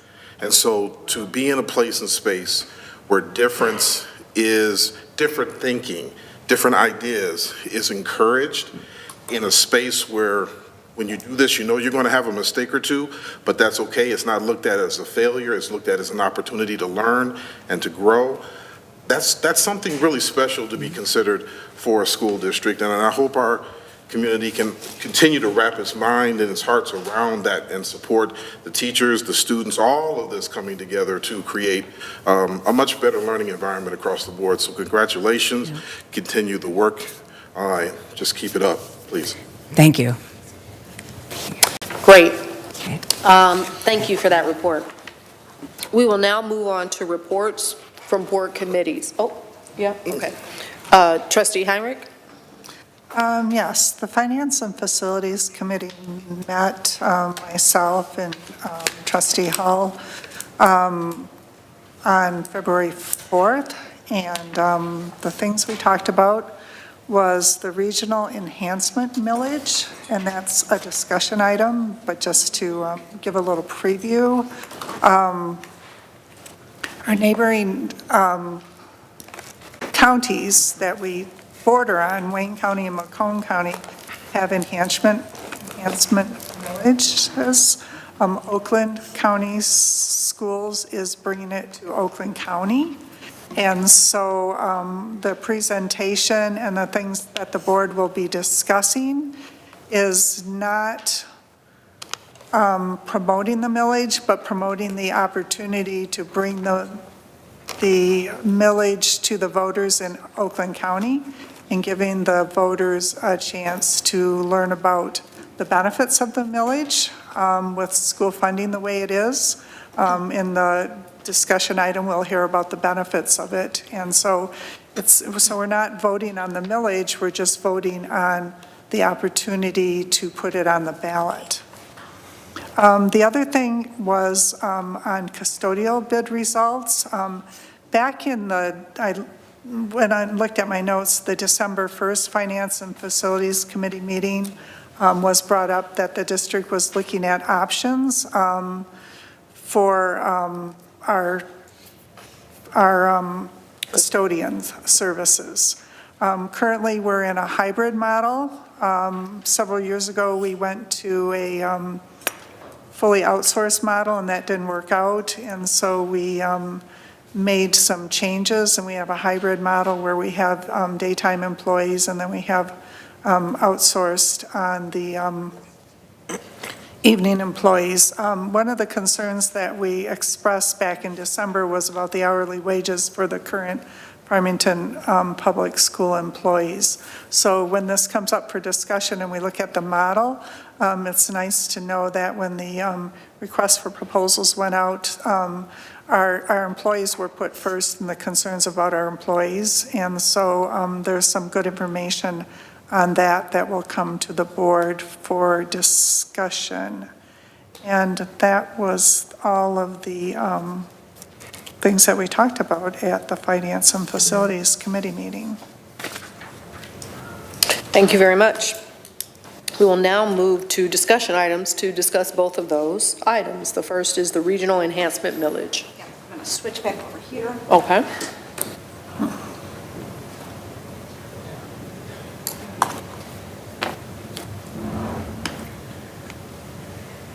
Hopefully.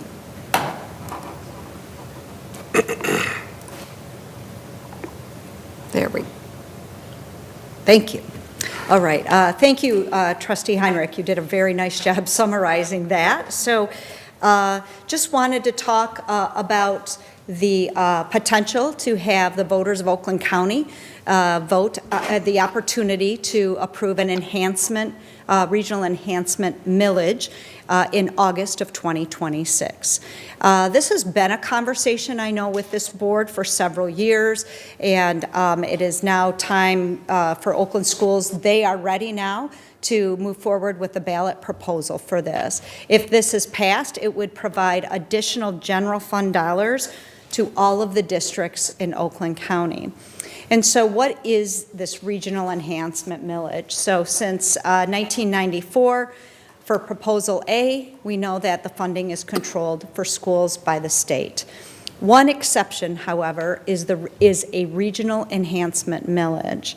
So constituent school districts, so like all of the 28 districts in Oakland County, can request that an enhancement millage proposal be put before the voters. It has to be proposed on a county-wide basis, and it passes or fails as a county. If approved, this money is then collected by Oakland schools and distributed to all public school districts equally, as well as public academies on a per-student basis. Each of the districts, however, have local control on how those dollars are spent. So why? Trustee Heinrich talked a little bit about both Wayne and Macomb counties having approved and recently reapproved or renewed regional enhancement millages. But our costs are just outpacing the funding that we receive. The instructional needs, we just talked a lot about our investment. It's a significant investment to ensure that our students have what they need post-COVID, not only academically, but also our social and emotional supports. Just the overall rising costs of goods and services, and then staff recruitment and retention. When we are competing for staff to come here to Farmington, we are competing against two other counties that do get additional dollars that they can use to support not only their instruction and their health and mental health and wellness initiatives, but also to pay their teachers accordingly. There's just some statistics around how many students are served in Oakland County with over 169,000 who would be impacted. So we do have counties that have, like I said, Wayne County and Macomb County. You can see there, Wayne County generates at 1.98 mills, approximately $350 per student, and you can see the timeline there. They've had this in place since 2016. Macomb County also is 1.9 mil. They get approximately 418. They have had theirs since March 2020, and it's been in place. It's a 10-year enhancement millage. You can see other counties across the state of Michigan and the mills. So the proposal that Oakland Schools has landed on is a 1.5 mil, and this was based on some information that they gathered through community surveys around once they had information, where was there a comfort level of support, and it landed at the 1.5 mils. It would be levied over 6 years. It would generate additional per pupil for 6 years for Oakland County public students, and then the proposal would cost, so for a homeowner, $150 per year on a home valued at $200,000. So if your home is valued at $400,000, it would be $300 a year. If it was successful in August, the millage collection would begin then in December of 2026. What is the impact? It's $728 per pupil for each district. I'm sorry, it was $660. I changed it in one spot. So prior to today, I just found out this number that they had. So it was $660. That's what we thought. It now is up to $728. So this is different than like bonds or sinking funds, because those have a very limited scope. This would be part of our general fund dollars for the board and the district to allocate accordingly based on our district priorities. As Trustee Heinrich said, this is not an endorsement of the millage. What the board will be asked to do at our next meeting is to approve a resolution placing this on Oakland schools as a ballot proposal for them. And again, we have talked about this a lot as superintendents. We do believe in empowering our community to make these decisions. So the timeline, all the superintendents agreed that we would begin in the month of February 2026 to have conversations with our boards of education, and the resolutions have been shared with the Oakland School Board of Education as well as all of the 28 schools. The Board of Education then would adopt a resolution certifying the text of the ballot. So in order for this to be placed on the ballot, it's formula. You have to have 50% plus one student represented in the county. So so there may be districts, again, the support of this would be that it would go to the voters, not that we are saying, yes, we agree with this. Oakland then certifies, the ballot, the text of the ballot, and then it would be on the August 4th, 2026 election. Any questions? Yes. Well, one thing I want to point out is all of the 1.5 mils is based on the property values in the district, and so whatever the district raises as far as the taxes, we don't get that money. It all goes into the county, and then it's distributed on a per pupil basis. And so all of the counties get the same amount of money per pupil. All the districts, correct. All the districts, yes. So it's per pupil. So it depends on our per pupil. Correct. Costs. So just so that that needs to be known. And I did some research on the school finance initiative or whatever, and this was back like, oh gosh, I think it was like 8 or 10 years ago now. It was like the cost to educate one child and all of the things that it came up to. And we haven't even reached that in our per pupil funding. Correct. Once they change the funding to the per pupil funding.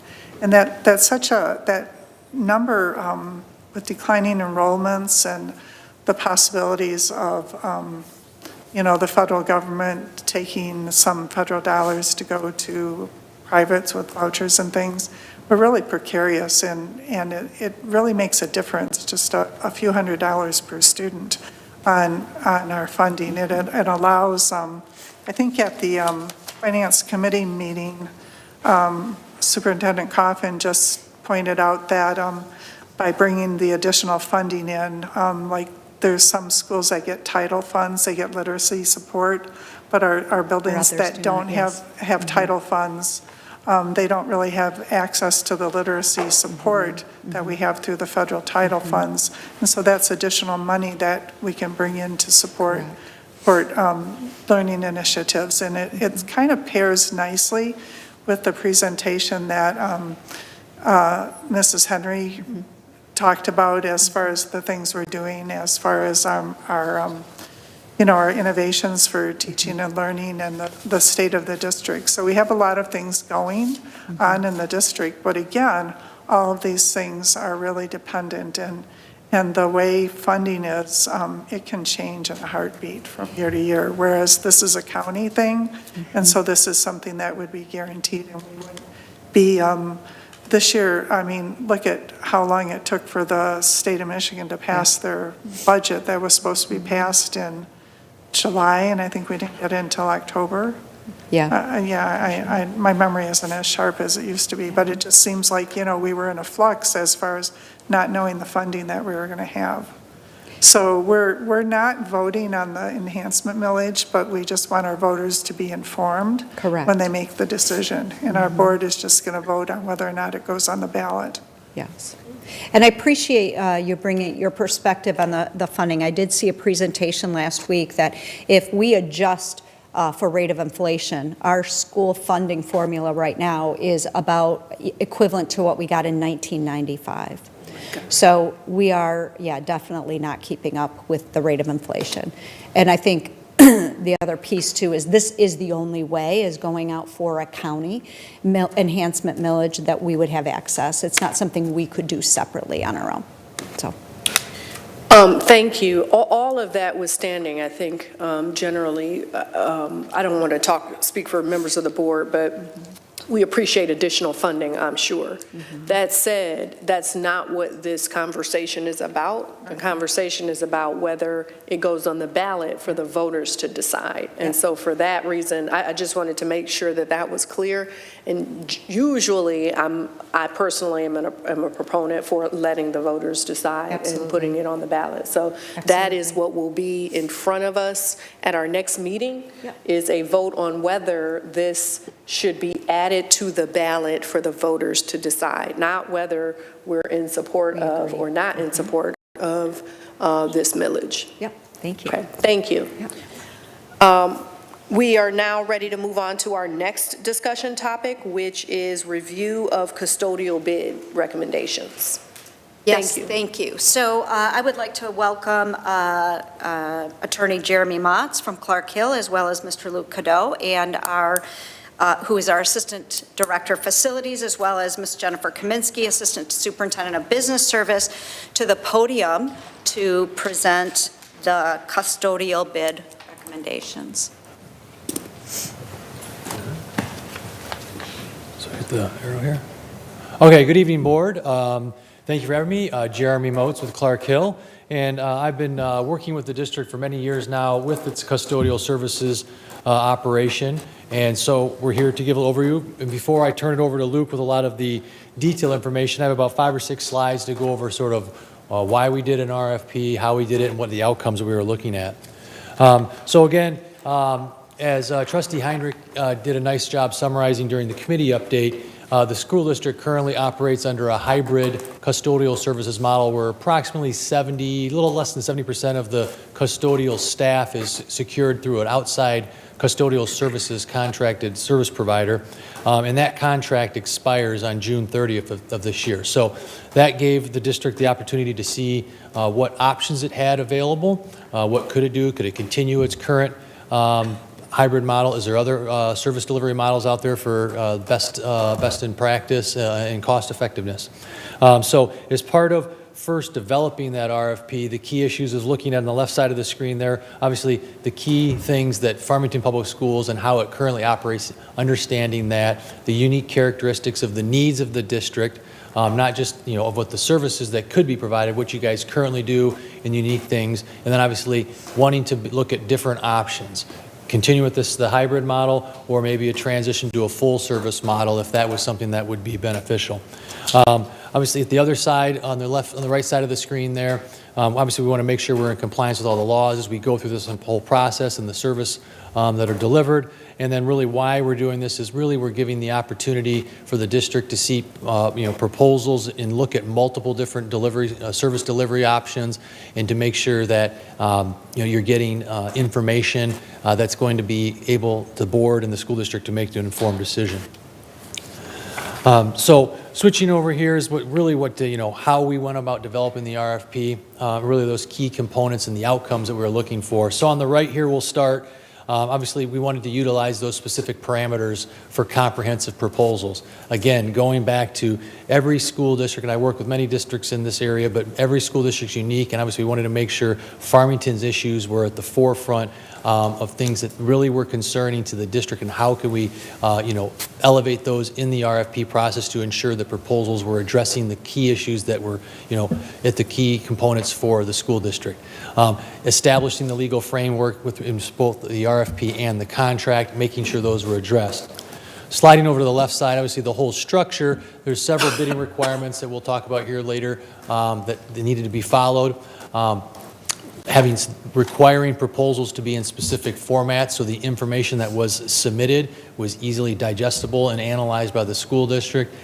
Having the proper legal documents in the RFP to protect the school district. There's a form of contract that was included, and that really levels the playing field in making sure everybody's submitting a proposal on the same legal terms. However, we did allow people to submit exceptions if they did have any exceptions, so that we could do that. But at the base, really the cornerstone of the RFP process is to ensure that we're providing a platform for individuals and companies to submit the proposals that the school district is able to compare on an apples-to-apples basis from company A to company B for the different companies, and then also comparing any one of the companies back to what the school district currently does in its cost structures, so it can be a full analysis, 360. So just a brief highlight of where after we developed the RFP and how this process went about. The development, started before January 5th, but then the RFP was released on January 5th. The solicitation period was between when the RFP was released until the due date, and you can see there's several dates there, but just to highlight a couple, there was a pre-proposal meeting that was mandatory for if you wanted to submit a proposal, companies had to come to that. There was an RFP overview, but Luke took all the vendors and they went and toured several of the school buildings so they could understand what the school buildings are like and what the issues are, and they did that. There was a question and answer segment that they could submit questions. Those were due by the 14th, and the school district turned around close to 100 questions and inquiries with very detailed answers within probably a day, and those were issued back out after that deadline, the 14th. I think it was on the 15th or the 16th. And then finally, proposals were due on the 23rd. From that date until going through the board action, is the contract, and all the proposals were thoroughly analyzed. There was interviews of some finalists on January 29th, and obviously we're here today on the 10th and then the 24th, with again the end goal is having a contract in place on July 1 to start the new contract.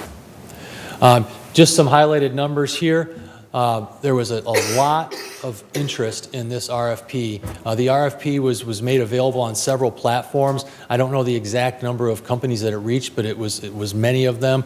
28 companies attended the pre-proposal conference, which again, like I said, was mandatory, which is a significant number of interest in companies that were there. Of those, 17 submitted proposals, and then as we'll talk about later on in the presentation, there was willowed down to 4 companies that were interviewed on the 29th of January. And wrapping up here, really the ongoing analysis and the information that Luke's going to share is really focused on these components, and really just we'll focus on for time is the right side, is really understanding and analyzing proposals for the contractor fit for the school district, making sure the contractor has stability, looking at references and the ability to perform, making sure that understanding the capabilities and they have the capability to perform the services at the level the school district expect, and then obviously one of the cornerstones is the analysis is always the cost. So before I turn over to Luke, is there any questions on the RFP process before we turn over to some detailed numbers? Yep. Ms. Smith? So I know what the RFP means. Oh. Acronyms, acronyms, acronyms. Luke, we got you to smile. I'm happy that you're smiling. Usually you just look so morticianist, but thank you for the smile. RFP, would you explain that to someone that does not know what an RFP is in the community? Because then you have community members reaching out. Because you got to remember, you're not just talking to us, you're talking to them too. So let them know. I appreciate your presentation. It's spot on, but let the community know what an RFP is and what you're really talking about, because you're going to have people doing this and then come back with, so let them know what you're talking about. RFP it's an acronym, it's for Request for Proposals, and it is a procurement document or platform where the district we put together all the information, and we release all the information in a compiled manner that's very streamlined, so that companies can then review the district's current operations and the desired outcomes that they want from a proposal. And then the companies submit a proposal to be considered by the school district for potential further interviews and potential contract award. Thank you so much. And the presentation, spot on. Thank you so much. The work that you guys do is always amazing. So I want to thank you, but I wasn't trying to put you on the spot. No worries. Because then you look up and somebody be wanting to FOIA you and say, well, you know, they had something quietly they was doing. So I just want you to, you know, CYA, that's an acronym too. Okay. I understand. Okay. Thank you. So we'll go. There we go. All right, I have the bid findings from the RFP, and I'll go over it. If there's any questions during it, just stop me, and I'll try to answer them. Just the purpose of the RFP was our custodial contract, like Jeremy said, is up at the end of June. It's also to address staffing and coverage challenges, to improve predictability and ensure consistent custodial services across the district, and then also to look at additional cost savings for the district. Current overview, just so everybody knows, we have a combination of in-house and contracted employees. We call it our hybrid model. Our current contract company is ABM. Our district currently houses 22 day shift custodians, 2 night foremen who oversee the contracted company. And then the district pays for parts, equipment. For the repairs on our equipment, ABM covers the labor fees. And then currently the district pays for all consumables, which are your toilet paper, paper towel, and your cleaning supplies. Proposed options. Option A1 is to stick with our current hybrid model where day shift is in-house, afternoon is contracted out, and FPS pays for all equipment and all consumables.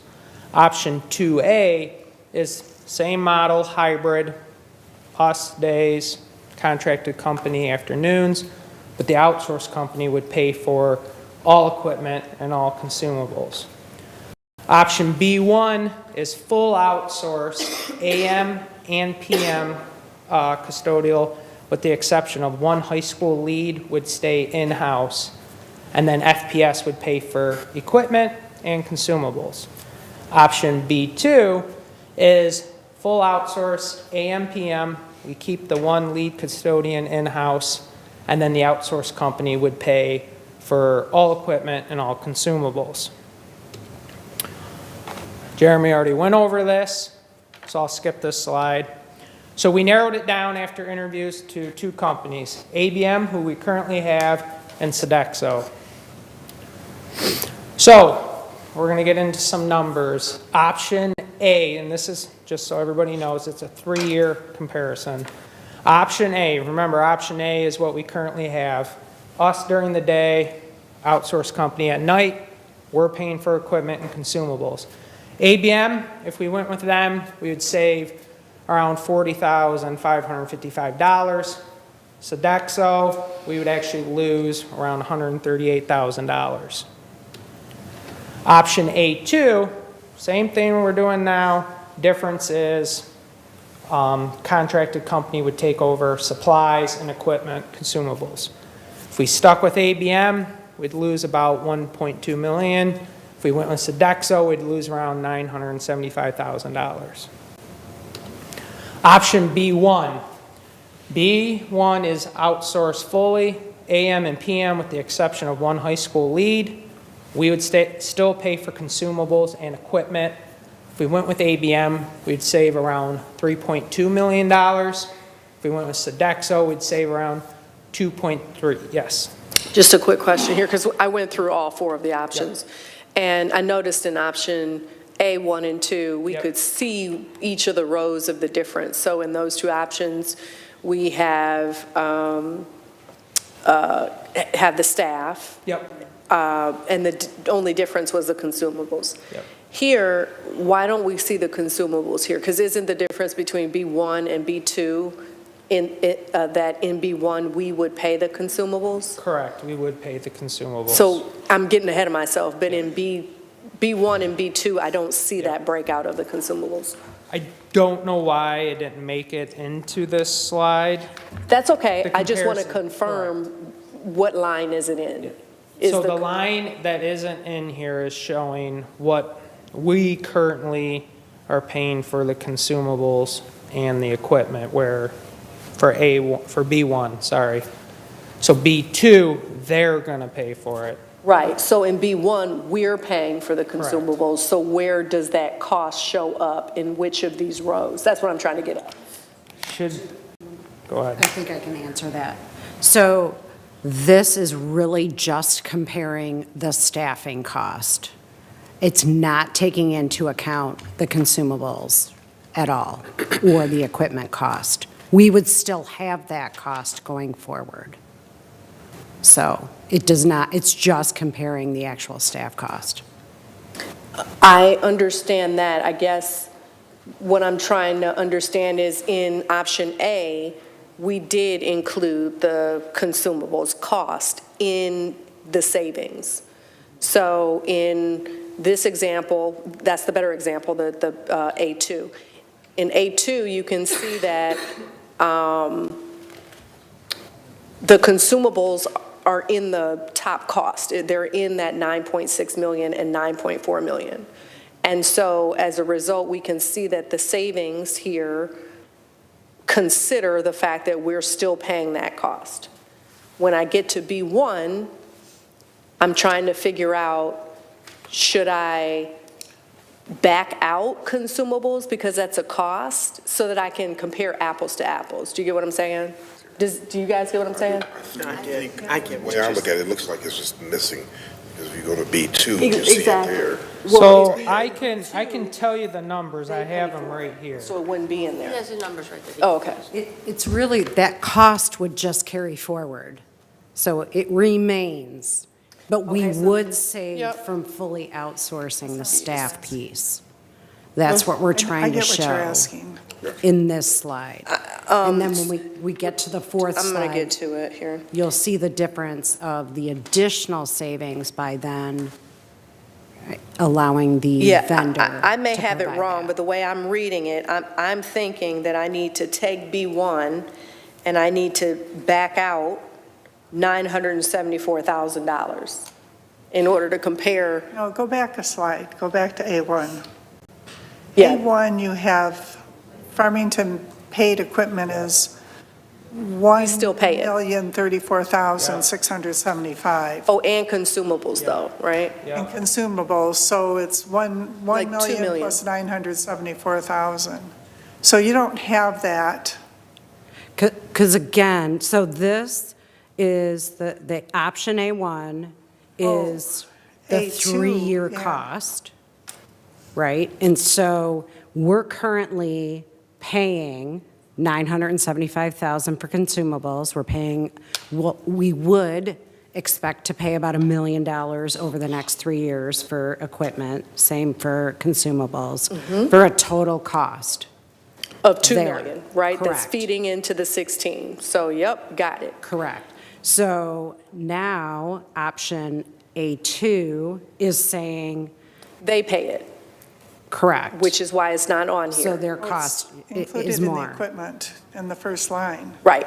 And so here, my question is, option B1 is we transfer over the staff Correct, and we keep the consumables. correct, And equipment. correct. So that cost, where is that cost represented? Is it in the 10.927? It's not factored in because, again, it's just continuing forward. We're going to have that cost. We're trying to show you by going fully outsourced away from the hybrid model, we would save this amount of money. I still have the same We're question. still going to have that cost. Okay, except that, then why did we put it in A1? A1 and B1 should be the same. Right. Because we're still maintaining our staffing cost and everything that goes along with it. That's why. I'm trying really hard. I still don't get it. Either. Yeah. You guys get what I'm saying? Yeah, how does So what we're trying to show you is that, consumables and equipment go away if we still have to pay those? correct, That's fine. So then in this example, I could just take that 2 million out, the 974 and the 1.34 out of both columns, and I'd get the same savings, essentially. which option are you talking about? I'm sorry. So B1, you have to add in the 2 point. I think Jennifer's point B1, you have is, to add in the 2 million. yes, And so that would subtract from the savings. I believe you should, except that it would be on both sides, I think. Correct. So you'd be adding 2 million, and so the total would be, now 12.9 and 13.9, and you still have the same savings. Correct. It would still be the same savings, but I think in Yes. apples to apples, we should have another That's row here. that's where but I was going with Numbers it. at the bottom would still be the same. Yes. Yeah, Oh, Yeah. okay, Yeah. so it's just not Moving it reflected in the chart. yes, Correct. yeah. I get it. Okay. All Okay, right. thank you. Sorry, Yeah. sorry we didn't catch that at the committee meeting. No, it's okay. It ends up being a moot point because I get it, the savings would be the same, but I got caught up in, could not compute, This savings is over 3 Need years. order. So the 3.2 million over 3 years is 1 million a year. Yes. Correct. Yes. Yep. Mr. Racinto. Can I ask why we're keeping the one custodian at a high school? We're keeping the one custodian at the high school due to she has a year before she's eligible to retire, where everyone else started when we did the hybrid. Got it. Yep. Option B2, this is full outsource, full equipment, full consumables and everything. ABM, 3.4 roughly savings. Sodexo, they're very close.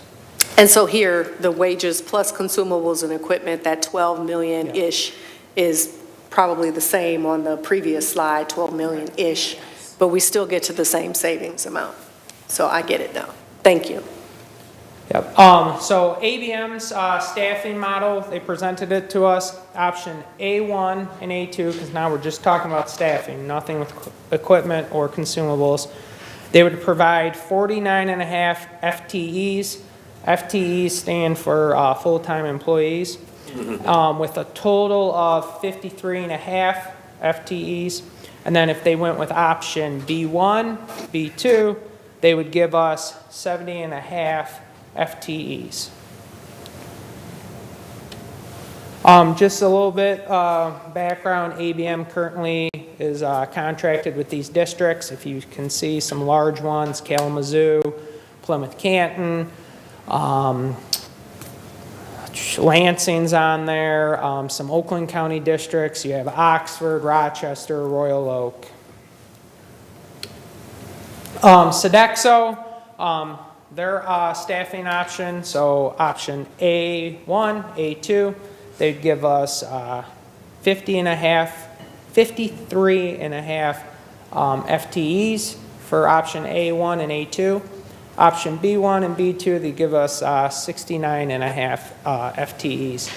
Sodexo, just to give you a little bit of background, I don't have it on here, but they aren't currently in any school districts in Michigan. They're in 34 different districts in the United States. In Michigan, they're with industrial, so like General Motors, things like that, and they're in a lot of hospitals around here. This is where this comes into play. So current custodial rates, this is what we pay our FPS employees. So I'll just use head custodian at the high school. They get $23.26 an hour. So ABM, option A1, A2, it's our hybrid model. They are only going to pay their night custodians $18 an hour, $18.70. That's a pay bump than what they're currently getting at night. If we went full outsource, ABM said they would pay our daytime custodians the same rates that they're currently getting through FPS, and then their night custodians would get that pay bump like they were if they went with A1 or A2. Sodexo, A1, A2, their nighttime custodians would be at $16 an hour. Their head lead custodians at night would be $23.73. Option B1 and B2, full outsource. They are going to honor our AM and PM leads, same pay rate, $23.73. And then the other nighttime custodians would be $16 an hour. And then they also have an equipment tech at $20 an hour. Just some background, because we currently have ABM. Teachers, building staff all took a survey in April. ABM got a A to a B grade with the survey. 98% of the people felt like ABM custodians were professional and well prepared. 98.5% thought ABM custodians were courteous and respectful. Transfer. Both companies said that they would interview our current staff, and if they're in good standings, offer them a job. We're estimating approximately, and this is just approximately, 10 of our employees would transfer to the private company. Some key points to take away. We're familiar with ABM. We have a good working relationship with them. ABM has also offered 2 autonomous floor scrubbers for both our high schools, valued at $120,000. Both companies have geo-tracking, clocking in and out system, mobile apps for complaints, kudos, inspections. Also, they have translators, so if there's something a custodian can't understand, directions on how to do certain things. And then in the long run, the cost would be less for the district, and if we went with B1 or B2, or B2, sorry, A2 or B2, the companies would take care of the equipment and consumables and save the district money. Are there any questions? Yes. Yes. Go ahead. How many, I may have missed this, but how many in all employees? 22. 22 plus. 22, plus. we have 22 custodians, and then 2 foremen are the district employees. Okay, yeah, how many are the non-district employees? So like right now at night, we have 53. 53 at night? Yep, that are through ABM. So total, I think we said without the supervisors, we're at total of 77 FTEs. I wanted to provide a little bit of context. This is an uncomfortable conversation. I'm just going to say that. No one wants to have a conversation about, impacting people's jobs and their livelihoods and adjusting pay. But what I will say is that, unfortunately, this is a natural part of the process. Anytime we get to an end of a contract, we are required to be fiscally responsible and go out for bid, and that is what we're doing. As part of this bid, though, we are considering whether there are economic advantages to contracting out more fully than we are right now. To provide some history, in about, I believe, 2019, we did this for the first time. And at that time, all of the custodians were FPS employees, both day and night. We didn't have any contracted employees. For the first time, we considered contracting out, and the board at the time voted to do that. And I believe at that time there was about $3 million in savings. And just by the way, I personally dislike labeling it as $3 million. It's $3 million over 3 years, so it's $1 million a year. So I don't want anybody to go away thinking, ooh, that's $3 million a year. It's $1 million a year, or said differently, it's over the 3-year contract, and these contracts are generally for 3 years. We entered into an agreement with, I'm not going to name the name of the company, although I remember them vividly, and we had bad experience. Buildings were not clean. We had a very different experience, and we noticed that there was a difference between having our own employees and having contractors. It was so bad that I remember it was a factor in my decision-making around whether we could open up school during COVID.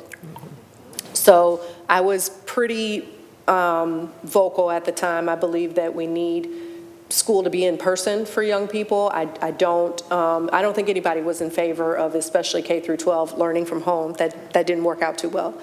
But I didn't feel responsible opening up the school building knowing that we did not have contractors in place that could keep our buildings clean. We couldn't find workers. Our contractor could not staff up enough to ensure that our classrooms would be clean. And so that was part of the reason why we were not able to open up school. So when this conversation started, one of my first questions was, how is the current contractor doing? So let me actually step back for a second. When the contract came up for renegotiation, we decided that we would do this hybrid model because we wanted to go back to our previous experience of having better quality. And so that's the model that we're currently operating under, and it seems to be working well. Before we entertain going the other way again, complete contractor, I wanted to make sure that the current service provider is actually performing good service. And it sounds like they are, right? So now I just wanted to give that background to my board members and also to members of the public. Like, this has been a journey, and that's one of the things that at least I've been concerned about over the past. Mrs. Smith. I agree with Ms. Weems. I too was on the board, and it was disheartening that we were paying people and our teachers were cleaning the rooms. So you're getting a paycheck and you're not cleaning the classrooms. We actually had a custodian that was careless and left some cleaning materials out, and a teacher was injured with lifelong injuries. Ms. Weems is covering everything. I applaud you for bringing that information up and out.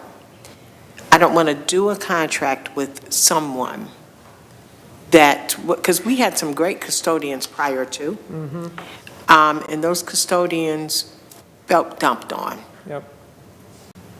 Really dumped on, no pun intended.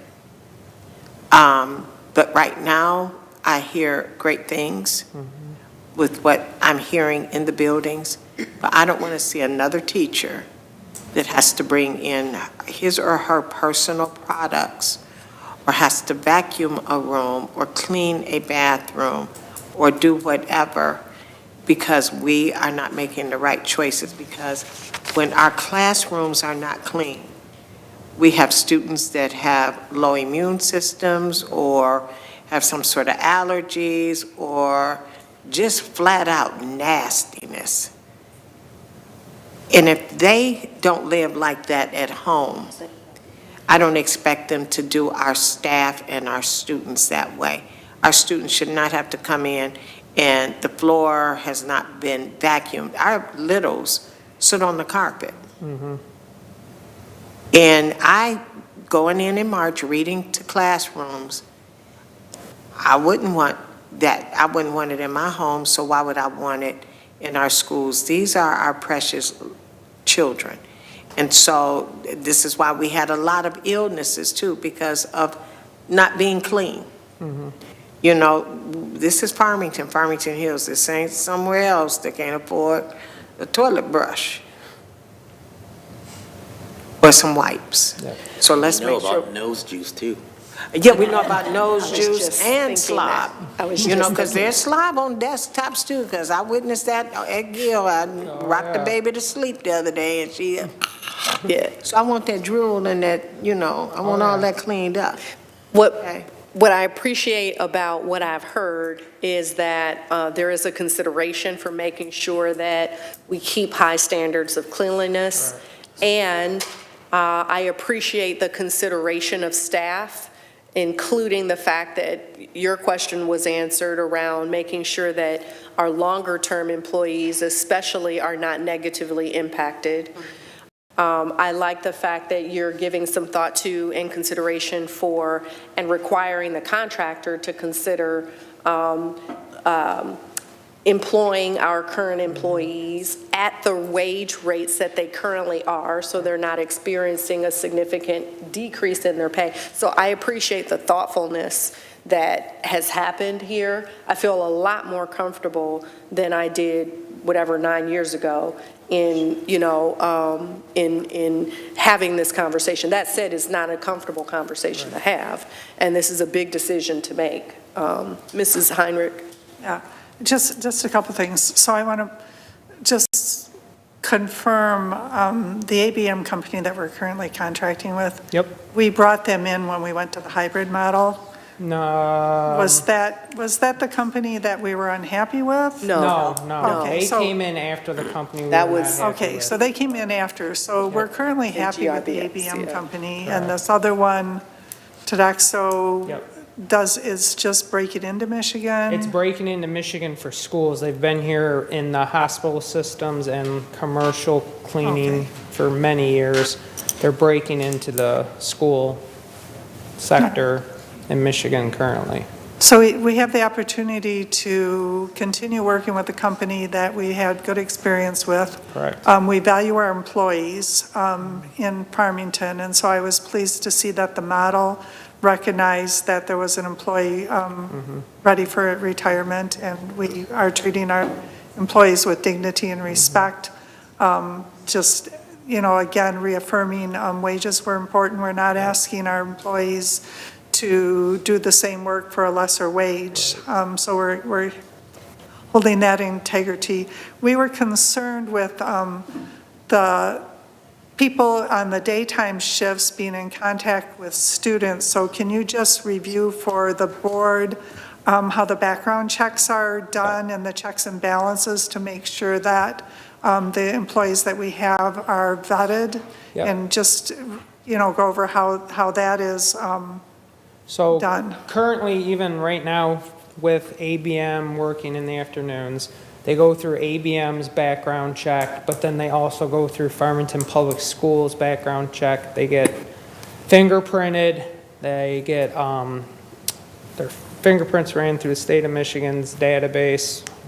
Can't remember off the top of my head, I think it's iChat, thank you, iChat. So they are vetted just like I am, or Jennifer, or anyone else who works in our district, so. Okay, so there's two layers of that. Yep.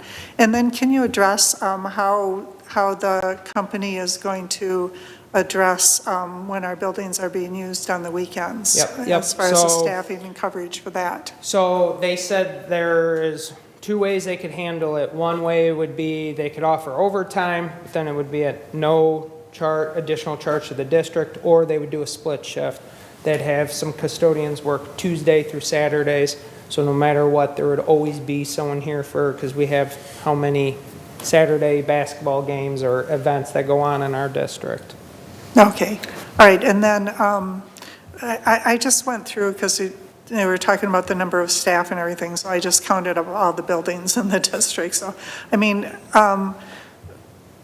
I get the schools, the high schools and the middle schools, but then we have this building, we have the central office building, we have the maintenance building, the transportation building. So how is this company staffing and cleaning and maintaining these facilities? So right now, their proposed model, I believe, is they're going to have same like what we have, a day person here. They're adding a day person at central office. Right now at facilities and transportation, we only have ABM doing it in the evenings, and that's how it's going to stay.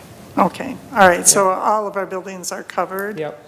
All right, and then the advantage of having just review the advantage of having the company supply the materials and consumables as opposed to ours. Yep, due to ABM being a national company, they have contracts with, I'll use example like Tenet, so they can get clean floor scrubbers, vacuums at a lower cost than what we could even get. Same with the consumable items. They can get everything at a lower cost, so ultimately it's saving the district.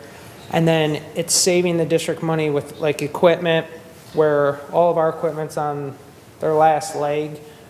They're going to bring new equipment in, they're going to maintain it. If something goes wrong, then they're going to be responsible of bringing in fill-in equipment or replacing the equipment. I'm not sure if it was ABM, but during the interviews, a lot of the companies said they like to have a turnover rate of every 5 years. They bring in new equipment. A, it's good for the employees, but also B, it's good for the buildings. So, I was at a dance recital in another school district, and in the bathroom, it's like you go in and one of the toilet paper holders was like open or whatever, the toilet paper. So if something gets damaged or broken, like who's responsible for repairing it? So repairing it would be on facilities. Okay. But purchasing like the toilet paper and everything, that would be on the private company. Okay.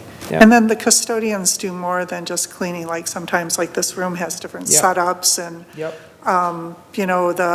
they set up the cafeterias or special things in the buildings or bring things in. So who's responsible for supervising the custodians in the building during the day? Like who do they answer to, or who do they get their work orders from during the day? So ABM is supplying a district manager, an assistant manager, just dedicated to Farmington, and that's who the custodians report to, but they're also going to be reporting to their building principals. Work order system, facilities will get them set up, how to put a work order in, or they'll report to their building administrator, and they'll put work orders in. They also, just when you said about setting up, like during the RFP, we put floor plans in of all of our buildings with highlights of all the sidewalks, because in the winter, they'll be responsible for clearing the sidewalks, while facilities is doing the parking lots. Okay. And then I had one other question, and it just sort of floated out of my head. We can come back to you. Okay. Mr. Walker, and then Mrs. Smith, and then we'll come back to you. Regarding transfers, the transfer side, both companies said that they would interview and offer jobs. Forgive me, I don't quite understand that if we have, ABM, we currently have them now. And for the sake of this question, if we were to keep them, do they have to still re-interview their employees? Not there, just our FPS employees. So like if we kept doing option A, the hybrid, nothing would change with that. If we went option B, full outsource, the night crews would still keep doing what they're doing. If we stuck with ABM, they would just have to interview our FPS employees for the day spots. So they would have to fill 22 spots. Okay, so our people would be going over to them. That's where, that's the disconnect. 10 employees. Okay. Transferred to private company. Mrs. Smith, and then... I found my question. So again, I can't stress enough how I want our children to be safe. You talk about custodians coming from like Ford Motor Company or hospitals. I've been dealing with 2 hospitals since December 2nd, and I've gone in bathrooms where I've had to come out because of the devil's donuts floating. I don't want to walk into one of our schools with issues like that here. Correct. Because we have had situations where principals and myself have had combative arguments with custodians while they're standing around drinking coffee when the principal has cleaned the school. Right. And I'm not ashamed to say who the principal was. She did a phenomenal job. It was Allison Robinson when she was at Power. So my thing is, I don't want someone coming in from somewhere else, not only not cleaning a bathroom, but not knowing how to have relationships with students and principals. So or even the students, if you're going to work in these schools, and you have gone and worked in a hospital or Ford Motor Company, most of those don't have relationships. These are condensed areas. We just don't want those kind of situations. So I can't stress that enough. I Thank you. totally understand. Can you talk about if the employee's absent, like over at Hillside, that's a big school and the day custodian doesn't come in and lunch needs to be cleaned up. So how are they going to address that? So ABM is going to provide 5 FTEs at no extra cost to the district. If they're not being used as a sub, they'll be put on special projects like organizing custodial closets throughout the district, checking the battery levels in the machines. Sodexo, they would use a pool of custodians, which they would come from either their hospital division or their industrial division. So they'll guarantee that every building will be staffed every day? Correct. Okay. And if there's more than 5 absences, they'll still staff it? Correct. Okay. Do either of these companies use green material? Say that again. Do either of these companies use green material? So they said, so the nice part is with the consumables, we have to approve it. Okay. So if they say, hey, we want to use pine sol, but as a district, we say we don't want them to use pine sol, they can't use it. So yes. Yes. What about during the summer when schools are not in session? What are these employees doing? So it's summer cleaning, so it would be taking all the furniture out, dusting from ceiling to floor, deep cleaning everything, changing filters in the univents, so what they normally do right now. So then would the day and night staff be combined? Yeah, so at the high schools, they keep it separate because of all the sports and functions, but all the other districts, or the buildings, they would combine.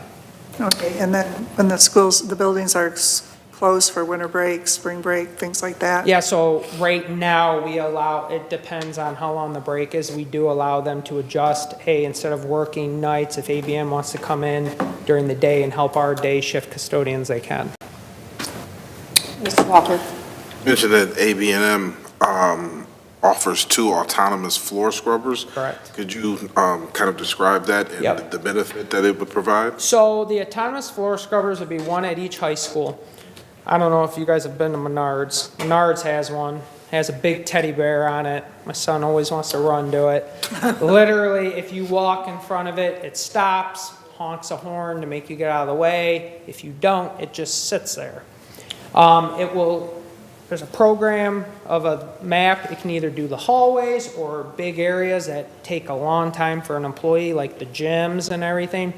And once it's done its task, it goes to its charging area, parks itself and charges, and then when it's time for the next cycle, it goes out and does its next cycle. My assumption would be that these would be used predominantly in the evening? Yep. When there's less foot traffic in the building? Yep. Okay. Thank you. Yep. I think we got all of our questions answered. This matter will come back to the board for, as a recommendation for approval. So if you have any questions between now and then, please get them to administration. Thank you. We appreciate that report. Now we will move to public comment. Is there any further public comment? This is the second and final opportunity to provide public comment. Calling once, calling twice. All right, no public comment. The public comment period is now closed. We'll move to action items. Is there a motion? I have it up here if anybody needs it. Rule of first budget amendment. Yes. Okay, I got you. Okay. I move that the Board of Education approve the revised general appropriations resolution for 2025, first budget amendment as presented at the January 20, 2026 regular meeting and waive the reading of the resolution. Support.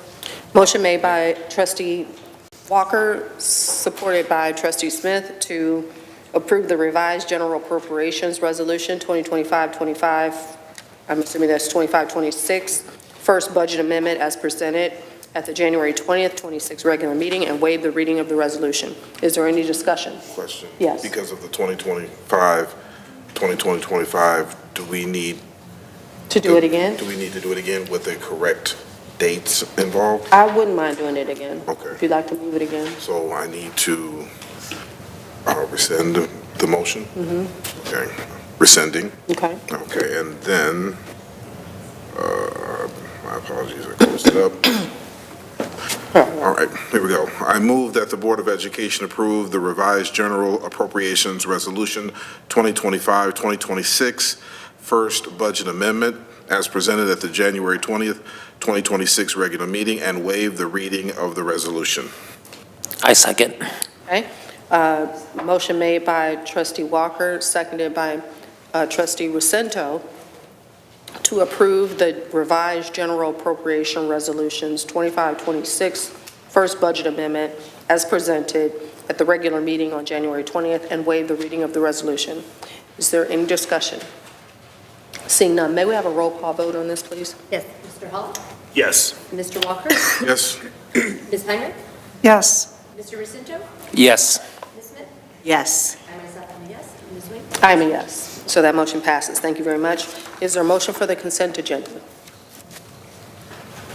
I move to approve the consent agenda as follows. A, approval of minutes, January 20th, 2026 special meeting. Number 2, January 20th, 2026 closed session. Number 3, January 20th, 2026 regular meeting.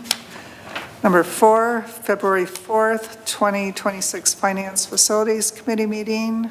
Number 5, February 4th, 2026 special meeting. Number 6, February 4th, 2026 closed session meeting.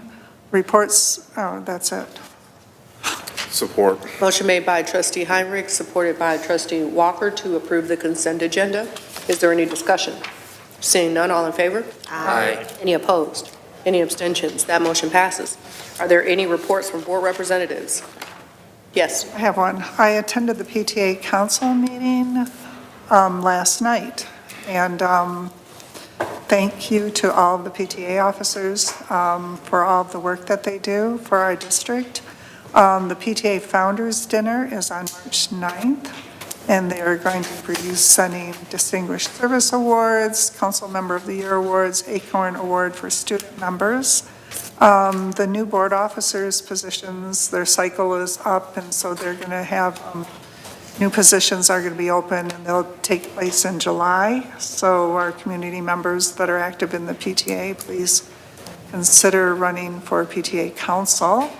And then they had a presentation. Dr. Coffin gave a nice superintendent's report. She talked about our Lunch and Learn parent ambassador groups and shared she was going to give a state of district report at the board meeting, which was very nice.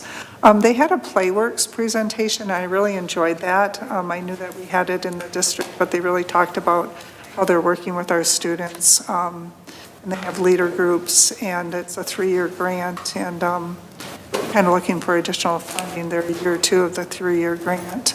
Staffing gave an update. They're having ACT, SAT workshops in March, a boot camp for that. There was an advocacy update. The National PTA organization is an advocacy organization. It's not just cookies and bake sales. I gave a Board of Education update, and then there were updates from elementary and middle school and high school principals, just talking about what's going on in the district. So, yeah, so that was great. And I also want to talk about the Oakland County School Board Association dinner meeting. The invitation is out for March 18th. It's on AI, bring your own device, so it'll be a hands-on thing. And when you RSVP, you have to look at the flyer and let Colleen know you have to pick your entree choice for that. So all board members are encouraged, and you get education credits as far as our MASD certification, which we're a highly qualified board, so we like to learn. Fantastic. And we get to eat while we're learning. Any other board reports from board representatives? Seeing none, I'm going to add an agenda item. No, I'm just kidding. Well, you're not. The meeting is adjourned.